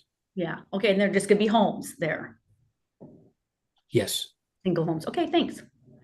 Councilmember Trenary. Yeah, Nick, on page 5 of your scheduling, it talks about things happening in the summer of 2024. And we're already well into the summer of 2024. I'm just curious, have any of these 3 items been started as of this date, or are we a little behind schedule? No, we're still in the summer for another a little over a month here. So I've got 2 fairly new planners that have been hired to the city, and so we looked at opportunities to get them involved in the planning process, and this is going to be the first project that they really take ownership of. And so they're starting on their outreach methods, and as soon as the plan is adopted, we're going to look at scheduling the fall workshop. We're going to create surveys. They've already started on some of the online survey development that we're hoping to do to try to program the park. And so they're ready to hit the ground running tomorrow. All right, perfect. I appreciate that input. Thank you. Councilmember Shane. Nick, thank you very much for the section on 5. I'm very impressed with the methods that they include door-to-door and direct mail. It really sounds like you are going to turn over every resident in the area and let them know about this, and I think that's great. I commend you for that. Thank you. Councilmember Warden. Yeah, Nick, I have a couple questions. One is, this was discussed during land use, but it is a stormwater park, and wouldn't that be discussed under utilities in the stormwater section of utilities? So we already have a preliminary engineering design that one of our engineers completed last year. And so we've identified which areas of the park are needed for stormwater facilities, and we're looking at the remnants of the park and what can be done in those areas. So this is This is primarily a document, a plan that we're looking to prepare so that we can use it to apply for grants in the next round of grant funding in 2026 to actually fund the park improvements. The stormwater improvements, there's separate grant opportunities for stormwater facilities, and I believe the 2025 budget is going to include a proposal to finish the engineering for the stormwater portion of this park, separate from the parks portion of the park.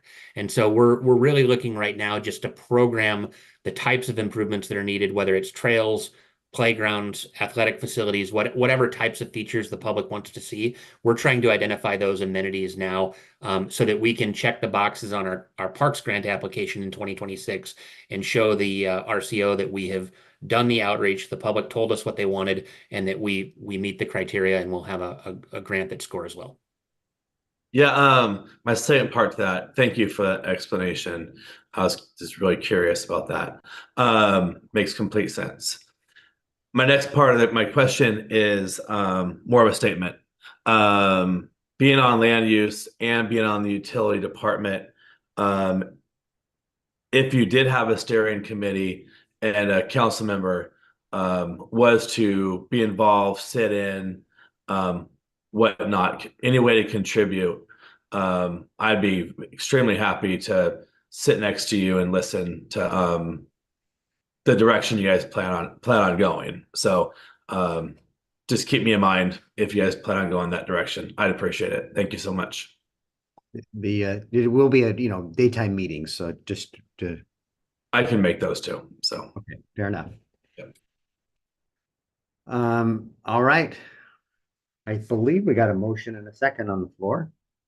And I think all of our questions answered related to the public participation program. All right, so you'll be voting on a resolution approving a public participation program for the Sherman Avenue Stormwater Park. All in favor, please say aye. Aye. Aye. Anyone opposed? Hearing none, the resolution passes. We're to item C now, adoption of a resolution approving a small works contract with Automatic Door Solutions, LLC, for the installation of powered ADA accessible door openers / closers for the City Hall second floor restrooms. Mr. Ryan, this is you. Thank you. So the City Public Works Department identified the need for accessible buttons for the restrooms for the second floor of the City Hall building. We are in compliance of the American with Disabilities Act by placing them on the middle floor of our building. It meets all building guidelines, and we've confirmed this with our building official. Using the Small Works procurement process, we sought a vendor through the MRC Small Works roster program. We went out to a competitive bid, sent the invitation to 41 separate contractors and received 4 contractors attended the walkthrough meeting, and we received 3 bids. The successful low bidder was Automatic Door Solutions, LLC, for the sum of $13,243.88. The Public Works Department recommends City Council authorize the mayor to approve this contract. Councilmember Trenary. Yeah, thank you, Mr. Mayor. I move to authorize, where do we go? I move to authorize and adopt a resolution authorizing the mayor to execute a contract with Automatic Door Solutions, LLC, for the City Hall ADA access project. Second it. Motion by Councilmember Trenary, second by Councilmember Fenton.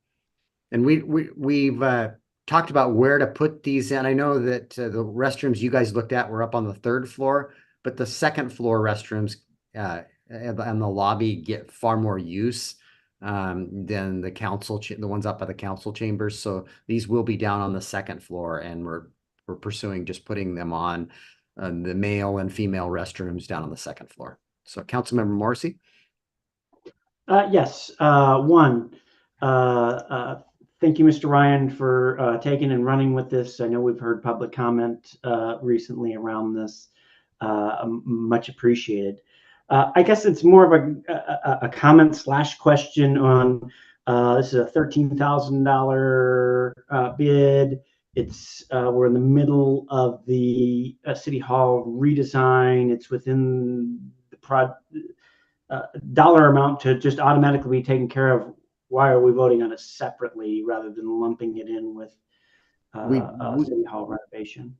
We wouldn't want to put this it wasn't part of the scope of the City Hall project, and to add that and pay overhead to the City Hall project and another change order to that project, that was just simpler to bring this forward as a separate contract to manage and to do these improvements. Just more efficient to do it this way.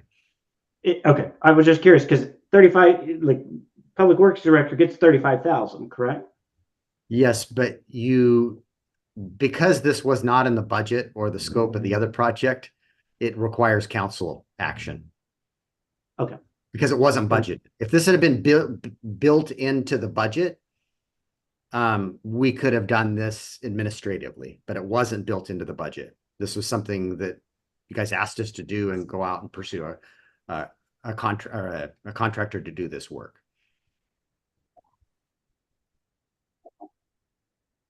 Councilmember Fenton? Thank you. Yeah, well, so I hear it's in our code just to do one bathroom. So we don't want Pair it. of them. One floor. The male and the female restrooms on the main floor of the building. Because Right. those are the two restrooms that get the most use in the building. Okay, yeah. Okay, well, at least we're doing one, that's for sure. You know, it'd be nice to have a pair two, of them. but Yeah. yeah. Councilmember Rosa Pepe? Thank you, Mayor. I just piggyback on what Heidi said.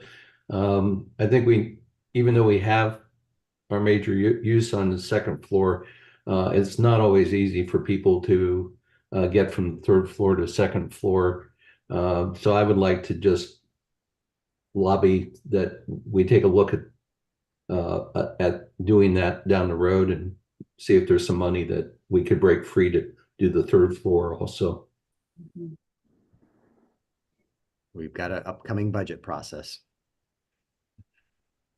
All right, we've got a motion and a second on the floor to adopt a resolution approving a small works contract with Automatic Door Solutions LLC for the installation of powered ADA accessible door openers and closers. All in favor, please say aye. Aye.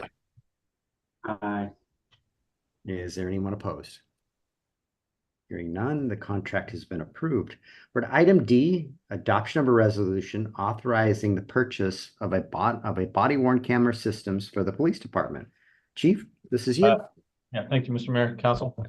In 2022, the city's police department equipped its officers with a body-worn camera system manufactured, maintained, and managed by Axon Enterprise Incorporated. The system includes body-worn cameras, tasers, plus associated software, hardware, data storage, licenses, and a 5-year maintenance agreement. With increases to department staffing levels, the contract number 072-22 for the system has been amended 4 times since its inception. Increases to staffing within the police department necessitate a new contract to equip and outfit all commissioned and professional staff with the equipment and software licenses to fully utilize the body-worn camera system. Pursuant to RCW 39.34.080 and .040, the city is a member of the purchasing cooperative Sourcewell, number 26305, formerly known as the National Joint Power Alliance, or NJPA, a Minnesota public agency.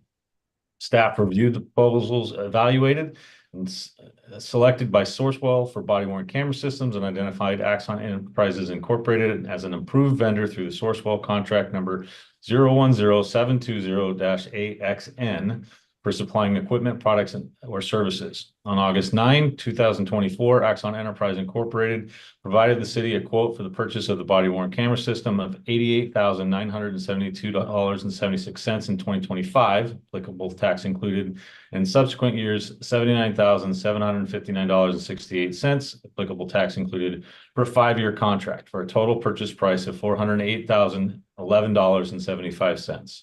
Staff reviewed the procurement process by Sourcewell for this contract to confirm the price quoted was consistent with Sourcewell contract number 010720AXN. Procurement requirements were met by Sourcewell, and staff obtained the necessary documentation regarding procurement. On August 9, 2024, the city's police department completed the interlocal agreement purchasing checklist for Sourcewell. Funding for this purchase will be financed with monies from the city's criminal justice fund, included in the biennial budgets and provided by the general fund. The department is budgeted for 27 commissioned peace officers. Purchase of 31 body-worn cameras is recommended to account for body-worn cameras that may be damaged by use or other factors, as well as to manage anticipated growth in staffing. As components of the body-worn camera system, this contract includes updated tasers, licenses for all staff, redaction software, and VR training. Therefore, staff recommends the City Council adopt a resolution authorizing the purchase of a body-worn camera system, including associated hardware, software, licenses, and a 5-year maintenance agreement from Axon Enterprise Incorporated through Sourcewell contract number 010720AXN. Sorry about that typo. For a total purchase price of $408,011.75, applicable tax included. Councilmember Morrissey. Mr. Mayor, I move to adopt a resolution authorizing the purchase of a body-worn camera system, including associated hardware, software, licenses, and a 5-year maintenance agreement from Axon Enterprises, Inc. through Sourcewell contract number 010720-AXB for a total purchase price of $408,011.75, applicable taxes included. Second it. We have a motion by Councilmember Morrissey and a second by Councilmember Fenton. Questions of the chief? I think it's somewhat straightforward. We already have these and we need another group of them to equip the additional officers we've hired and future officers we may hire. So Councilmember Morrissey. Yeah, just a silly, stupid question. Does Mr. Crocker know, do we save any money on our insurance for having all these? I mean, I see when we see that big old number, at least at my business, I get an insurance benefit for having cameras on my business. I would assume that we see some kind of savings. I would say indirect. I sit on the insurance pool board indirectly. You know, if we have fewer claims, our claims experience is part of the formula that drives our rates. So while there's not a box we're checking and we get a 10% discount because we're doing body-worn cameras, if our claims experience goes down, then potentially we would see, I guess, we never see a decrease, but we might see lesser increase. Yeah. And if I can speak to that as well, this system allows us to manage officer behavior much better, as well as community expectations, and a number of peer-reviewed studies have shown that not only uses of force, but complaints about officer behavior have gone down. And it does allow us, when someone calls and alleges misbehavior or misconduct, for us to easily refute that or deal with it. I think the savings is taking a longer look. Councilor Chang, you have a question? Yeah, Chief, I'm sorry. I was just trying to look over the math. On the previous page, it talks about the initial purchase of 88,000 and subsequent years 79,000. I guess, are the subsequent years only 4 years and not 5 years? Because it then talks about a 5-year contract. And I was thinking 5 times 79 plus 88 is more than 408. That's correct. It's the first year is that 88 or roughly 89,000, and then it's 79,000 and change. For the next 4 years. Okay. 4 years, Thank yes. you. Okay, Yep. got it. All right. Any last questions? You'll be voting on adoption of a resolution authorizing the purchase of body-worn camera systems for the police department. All in favor, please say aye. Aye. Aye. Is there anyone opposed? Aye. Was that you're opposed? No. No, that was in favor, just delayed. All right, thank you for the clarification. Okay. Gotta love Zoom. Yeah. We're to item E now. Approval of amendment number 3 to contract number 029-24 with Miles Resources LLC for the Pottery Avenue non-motorized improvement project. Mr. Ryan, this is you. The city initiated the Pottery Avenue non-motorized improvement project to enhance the non-motorized infrastructure along Pottery Avenue from Sunset Lane to Southwest Berry Lake Road. The project includes installing sidewalks, rectangular rapid flashing beacons or RRFBSs, buffered bike lanes, rechannelization, new drainage structures, water main replacement, new sewer mains, and roadway repairs. On February 27th, 2024, the contract with Miles Resources was executed. Amendment number 1 authorized for sewer sanitary force main work, increasing the contract by $22,939. Amendment number 2 was on July 26, 2024, approved for relocating a storm conveyance and addressing material quantity for West Rockery, increasing the contract by $71,673.25. Change order number 3 addresses material quantity for the East Side Rockery, increasing the contract by $44,600, bringing the total project budget to $2,148,939.87. This project is still within the contingency that was set for this budget, and I'm happy to answer any questions. Any questions or a potential motion? Councilmember Morrissey. Yeah, Mr. Mayor, I move to authorize the mayor to execute amendment number 3 to contract number 029-24 with Miles Resolution Resources LLC for the Pottery Ave non-motorized improvements project. Seconded. Motion by Councilmember Morrissey, and a second by Councilmember Trenary. Councilmember Morrissey, as the motion maker, would you like to comment first? Sorry, Nope. that was still just up from making the motion. No worries. Councilmember Warden. Yeah, what's the benefit of the 50-foot rock walls on each side of that pathway? So those rock walls were for retaining the slopes. This was an in-house design. So I don't know if there was benefit. I'd have to confer with our engineer. I'm not sure if it was cheaper to go this route than a gabion basket, but they are serving as retaining. And that's retaining because they had to excavate for the utilities, or why they have to excavate there to disturb the soil to create the. They moved the slope back so we can build the path, the pathway there, the wider sidewalks there. And I do know that there is some utilities on the east side. Yeah, and you stated earlier that earlier today you stated that they're going to continue working on it next week. Do you know when the completion date should be completed? They're targeting for by the end of September. There is a meeting this week, and they are looking to do the correction on the trench pave as early as next week, is what we're being told. So the final pave would be end of September at the earliest? I believe you're going to see some of this happening fairly quickly in the next few weeks, but the total project completion out of there is what they're targeting for at the end of September. Councilmember Trenary. Yeah, Dennis, just for the public's clarification, you and I spoke earlier today in regards to the terrible asphalt overlay that's sitting in there now, and you had commented it, please fix me if this is incorrect. And what I heard you say was they were going to be out there this week to look at cleaning that up before our school buses full of children will be walking or driving on those things. So I will say that we have been working with the contractor almost daily. Our staff has been coordinating with them. We are going to have an on-site meeting with the contractor.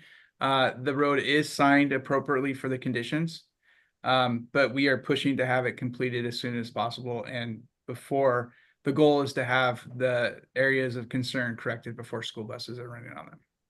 Appreciate that. Thank you, Dennis. Councilmember Fenton. Yeah, Dennis, did you say that we're still kind of in our budget, even adding all this stuff? We are still operating within our contingency for our budget. Correct. Okay, thanks. Councilmember Rosa Pepe. Thank you. Dennis, I don't mean to pig pile on, but it's interesting that several council members have gotten concerns about the paving on Pottery, I got hit with Pottery also this weekend and also up on Andrews. So from a holistic standpoint, I think that's something as we do projects, we need to hold people's feet to the fire. It's just not school buses. I've biked that road since then, and it's an accident waiting to happen.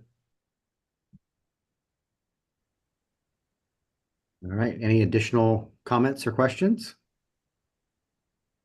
You'll be voting on the approval of amendment number 3 to contract number 029-24 with Miles Resources LLC for the Pottery Avenue non-motorized improvements. All in favor, please say aye. Aye. Anyone opposed? Hearing none, the amendment has been approved. We're to item F, approval of amendment number 6 to contract number 048-23 with Lincoln Construction for the City Hall Improvement Project. Mr. Bryan, this is you. The Port Orchard City Hall, built in 1999, has faced wear and tear over the years, necessitating updates and renovation. In 2020, a consultant was hired to assess the building's needs and design the required renovations. Key developments include the May 23rd, 2023 contract with Lincoln Construction. Change order number 1 was approved on October 11th, 2023. Change order number 2 on December 12th, 2023. Change order number 4 on March 5th, 2024. Change order number 5 on May 28th of 2024. These change orders addresses various issues that arose during the project. Change order number 6 aims to resolve issues with the clock tower exterior, council chambers finishes such as the carpet that we previously discussed with this council, mechanical room heater, fire sprinklers, heating and cooling pumps, lobby lighting, and corridor occupancy. This will increase the contract by $142,390.95, bringing the total project budget to $9,517,969.68. The cost, I will point out, the cost of the lobby lights was a correction that we will be getting a change order credit for of $25,542. That was a design error by our consultant, and they are paying for that mistake. So we will be reimbursed by the firm. So staff recommends the city council authorize mayor to execute change order number 6. Happy to answer any questions. Councilmember Trenary. I move to authorize the mayor to execute change order number 6 to contract number 048-23 with Lincoln Construction, Inc. for the City Hall renovation project. Second. Motion by Councilmember Trenary, a second by Councilmember Rosa Pepe. And things are going well up on the 3rd floor. I can't wait for this project to be done, as you are certain. I'm certain you are too. So Councilmember Fenton. Oh, yes, it just seems like we're, whenever we come to these meetings, we always get a change order, and it's, more and more. And so I think, not only us, but the public is probably getting tired of that. And so this stuff wasn't in, like, the heating and cooling pump operation and some of those, the stuff in the lobby, that wasn't in account when we're, had the contractor doing all this from the get-go? There's definitely design misses. We are holding the design firm accountable where we can. These misses, we would have had to pay for them anyway. So some of the HVAC, there is missing a couple key lines for this new redesigned system that we have for the HVAC. It was missed to be in the plans for the contract. If it was caught at the beginning of the contract, those prices would have been realized on the front end. So we are getting what we paid for. It is purely a design miss for that aspect. Okay, and then what are we still looking at for getting the whole project done? I don't, I mean, I'm sure you guys are here, but I still go by, I don't see men working outside. I mean, when's this project finalized is gonna, come to? We'll be done by the end of the year, and you should be back in the council chambers by September. There's some elements related to the generator that have long lead time that may not be done, but that won't be, those aren't things that are visible. The structure itself should be done this winter. So, Councilmember Morrissey? Yes, thank you, Mr. Mayor, and I might challenge Councilmember Fenton. It doesn't just have to be men out there. There are women, I'm sure, working on this project as well. So, Sorry. just my 2 cents. Thank you, Mr. Mayor. What am I going to say here? I'm looking for a project manager. This change order number 6. We need a project manager in the city. I think I said last time, I won't do another one if it comes forward. I will be in support of this, but we do have a project manager. We're just not normally builders. Okay. And one of the steps we're going to take with the community, because the next building we're going to build is the community center. And one of the steps that looks like we should have done in this project, and that we intend to do with the community center, is have a second firm look at our drawings, because many of these things were just missed in the design. And if they'd have been, our bid just would have been higher to build City Hall, because they weren't there for the contractor to bid on them. That's what Dennis was referring to. You know, the lights there was a design flaw in the lights and they don't fit. And the design firm is writing a check for that. So they're making us whole on that. So it's a pain in the rear, trust me. And it's a big deal for us too, to manage all of this. But I think one of the steps we're going to take and be asking you to fund, you know, in the next year or so is a second set of eyes, another designer to look at the community center to make sure we don't have, you know, these misses this way. And I'm not here to beat up on Jason. He's a personal friend of mine, right? But I'm just here to say, like, if we had an internal certified project manager role in that, I think that would be our second set of eyes. My 2 cents. Appreciate it. Mr. Mayor, I do want to say that we are the change orders are disappointing, but we are still operating within our budget contingency. The project is still on budget. All right. We'll be voting on the approval of amendment number 6 to contract number 048-23 with Lincoln Construction Inc. for the City Hall Improvement Project. Mr. Mayor, I think Councilmember Trenary had his hand. Sorry. I didn't. That's see all right. I'll withdraw that. Okay. Sorry, I didn't catch it. You got a comment, Mark? Well, so I guess I'll withdraw my withdrawal.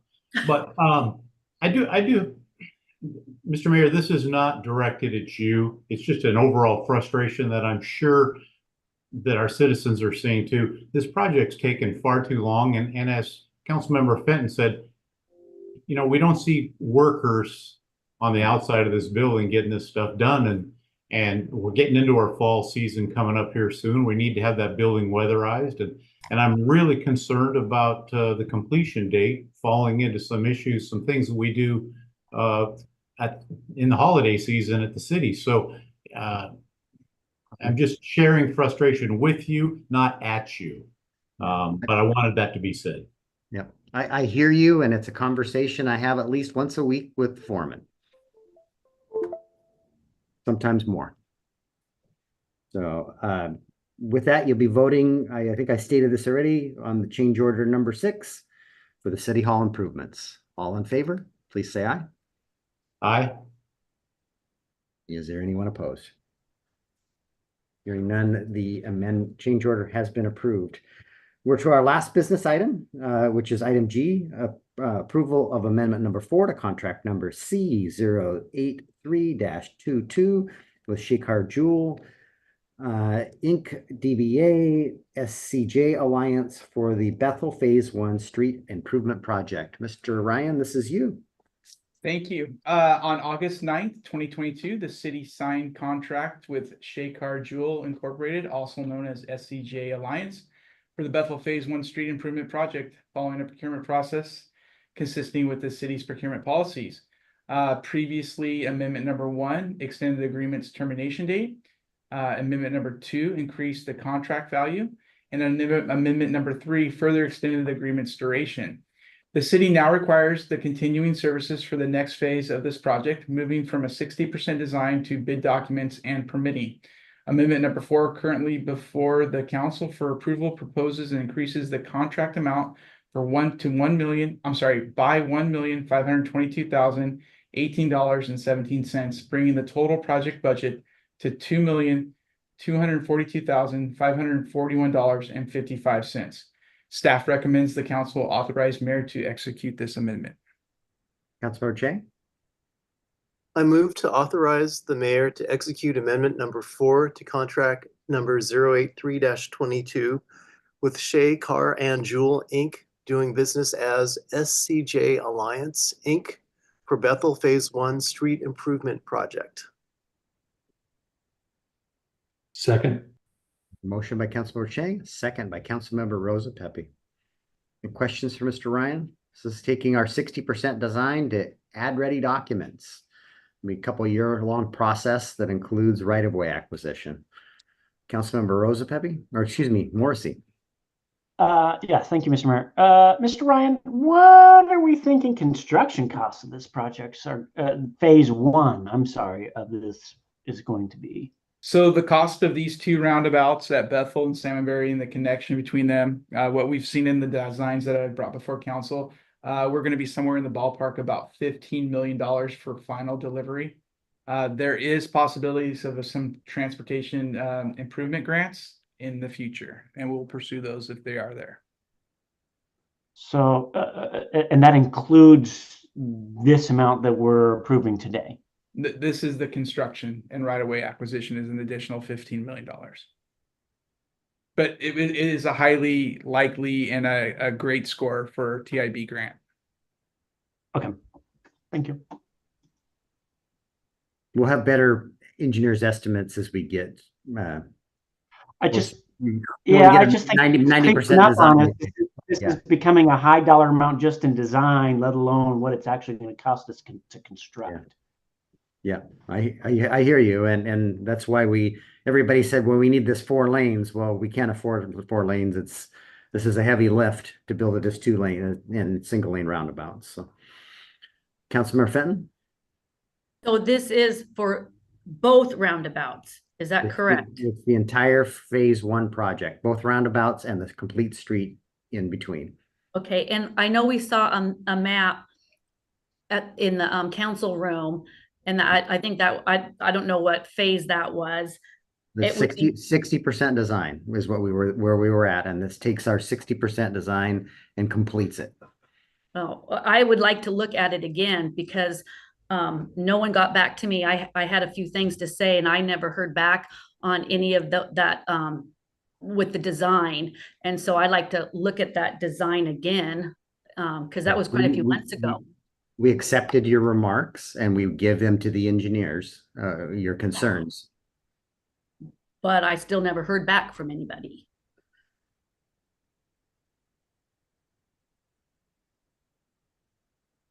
And I would like to, that's all. I'd like to see it. Other comments or questions? All right, you'll be voting on approval of amendment number 4 to with Shea Car Jewel Inc. for the Bethel Phase 1 Street Improvement Project. All in favor, please say aye. Aye. Aye. Is there anyone opposed? Hearing none, the contract amendment has been approved. All right, we don't have any discussion items. Council committee reports. And before I jump into that, Mr. Ryan shared with me an email about that roundabout for the state, that the state is pursuing the grant.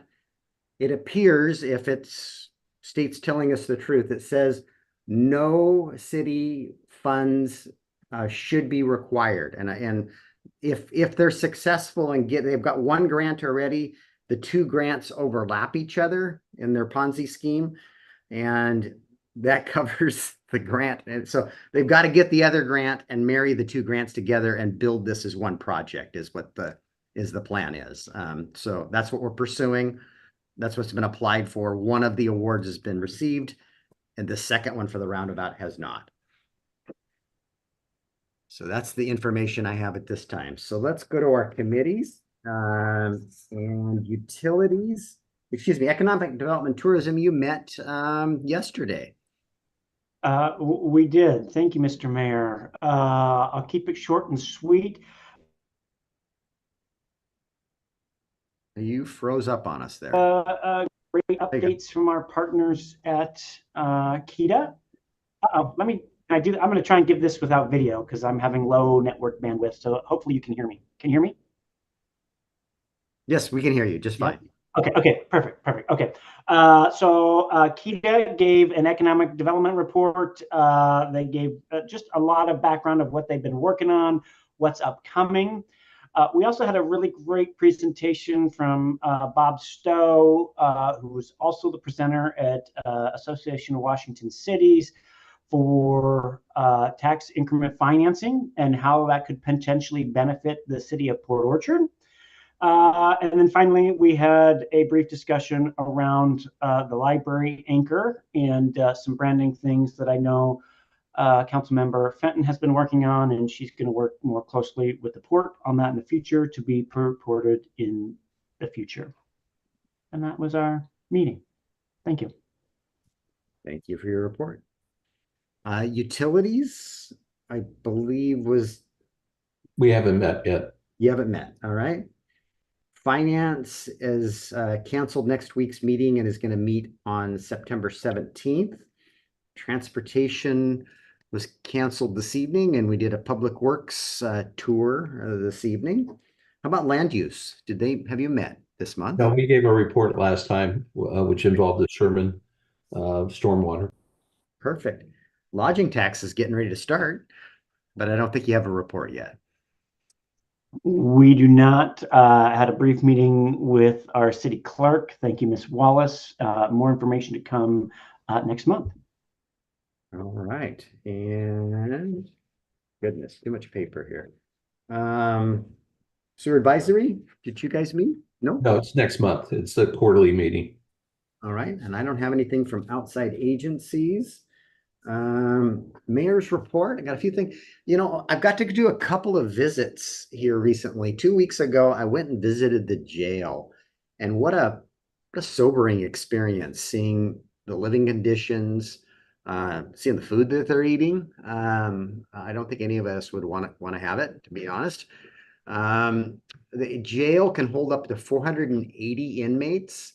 Currently, that day I was there, they were housing 300. 10% of that was females. And it's a very, I guess, scary statistic that they shared with us that when they're at intake, 80% of well, not everybody's in there for a drug offense, but 80% of the folks at intake are testing positive for opioids when they're booked into the jail, which is very concerning for our society. We're going to be looking at a very significant increase to our bed days next year. The contract for medical services, which includes mental health services at the jail, their contractor came back with a $1.5 million increase for those services. So the county went out to bid, and the low bid was that same contractor with that $1.5 million increase. So we're looking at something in the magnitude of about a $50 a day increase to our bed days when we incarcerate someone, going from $150 a day to a little over $200 a day next year. So, which will have an impact on our budget. More positive note,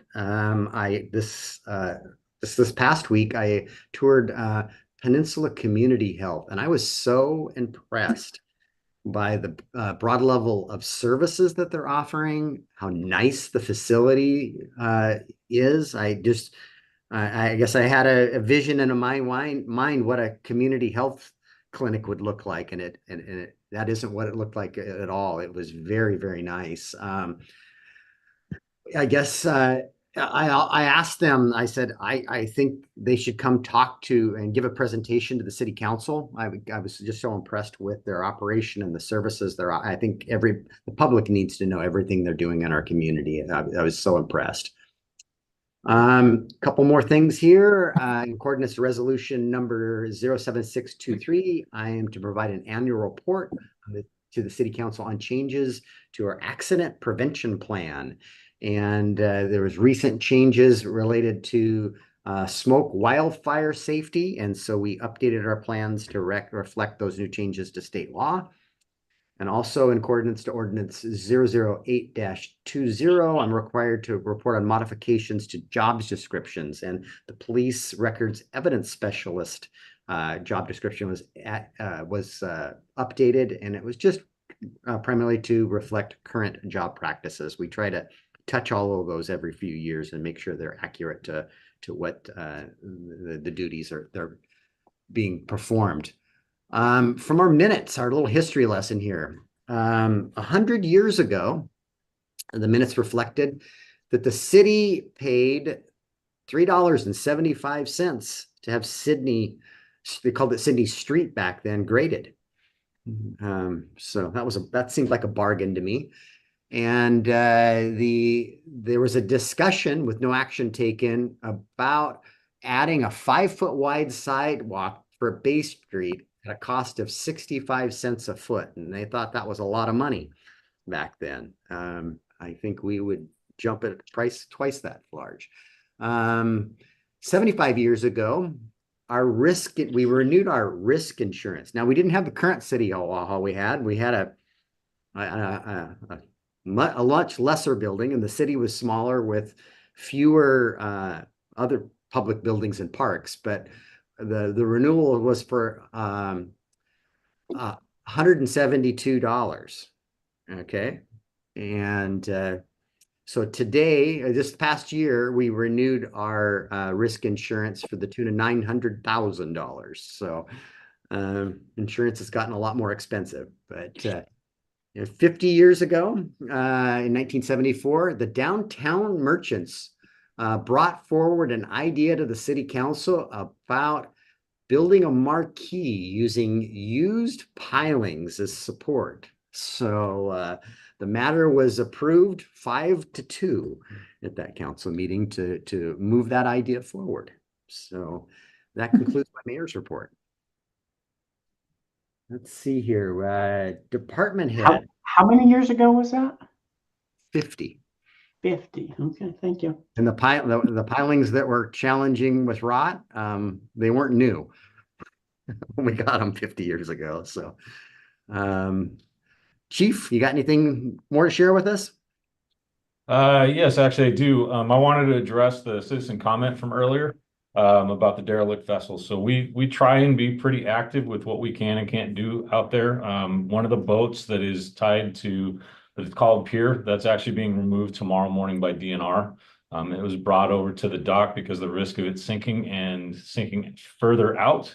The cost to remove that would have been significantly more. So there are no fluids on that vessel, and it's being towed to a city facility to maintain it out of the water until DNR gets rid of it in, I think, the next 30 days. Our Marine program, we do have 4 officers that are on that program, and they do their best to get out there on their weekends. We don't have capacity to do it during the regular shift hours, but get out on the weekends and tag those vessels and contact as many owners as possible. As all of you know, that is done on overtime. And with it being summer, it can sometimes be hard to have the boat consistently out there, but we do the best that we can. We are aware of the person that is living on the boat, and we are working to get them services because of a lot of other reasons. And the Homestead Act, we can't just remove them from that vessel and remove the vessel from DeKalb. I'm happy to answer any questions you may have about that. Questions for Chief? Councilmember Fenton? Yeah, when you take a boat and you get a hold of the owner, do they get fined, or how do you go about that to, incentive to hurt them to get and then move the boat? There are a number of different ways that we can resolve that. In general, when we reach owners, they remove the vessel themselves. That's why it's important for us to be out there as often as possible. But the majority of those vessels that we are dealing with have been dumped. And then it gets into, a couple of years ago, our sergeant was able to obtain about $100,000 through DNR for destruction of vessels.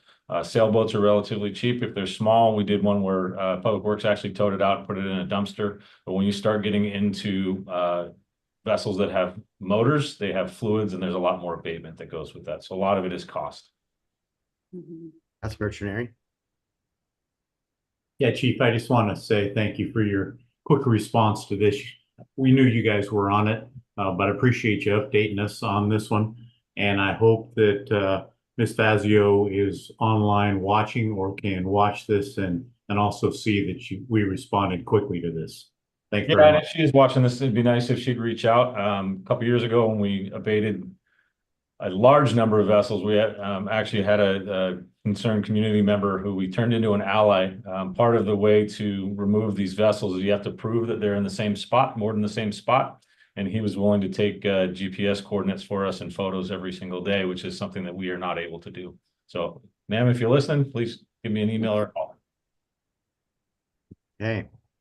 Mr. Crocker, you've been silent tonight. I'm certain you have something to share with us. Oh, there we go. All I got to share is that working hard on the budget. It's budget season, so heads down and working with the departments over the next month and a half, and hopefully to be back with all you to talk about budget in late September, early October. All right, Mr. Ryan, you had a lot of speaking parts tonight. What more do you have? Nothing else tonight. Thank you. All right, Mr. Bond. Nothing to report tonight. Okay, Ms. Archer. Thank you, Mayor. Nothing to report this evening. Wonderful. Clerk Wallace. All right, good evening, Mayor, Council. So I do have a couple things to talk to you about tonight. One of them is we do not have anybody signed up for a coffee with the council for September 7th. So if you would like to attend, let me know. Again, the first three of you that wish to attend, I can sign you up and let you know. The other one is, as Councilmember Morrissey said, we're starting with a lodging tax. So I've just on the tail end of special event season, which takes up a majority of my late spring, early summer. So now I will start with lodging tax, which takes up the tail end of summer and most of fall. So we'll start getting those published and ready for the majority of the nonprofits to apply for. The other thing that I would like to share with you is I sent an email out to you guys letting you know that we have a different way for you guys to use and review the agenda. It's just another tool. It's not a requirement. It's just something that's there for you to use.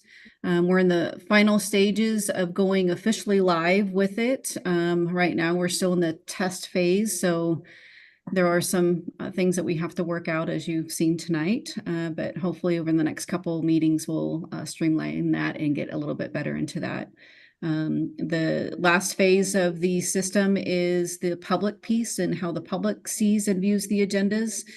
So we're hoping to bring that online in sometime September. So I did send an email. So if you guys have any questions about that software that I sent to you, let me know. And I think that's all I have to report. Okay, thank you. Hey, Mayor. Yes. Just real quick. Hey, Brandy, I'll commit to September 7th to make sure I'm not working that day. I'll put it on my calendar now. Okay, thank you. I see John Morrissey's hand raised also. Okay, we're to our second citizen comment period. Is there anybody in the lobby or online, Brandy? There are no members of the public in person, and nor is there anybody online. All right.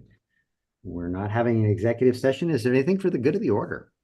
Councilor Chang, you were quick with your hand. Yeah, I actually have two items. The first is that I was able to attend the comp plan meeting at the library with Nick's department on July 24th. Heidi was also there. It was really informative about the Bethel sub areas.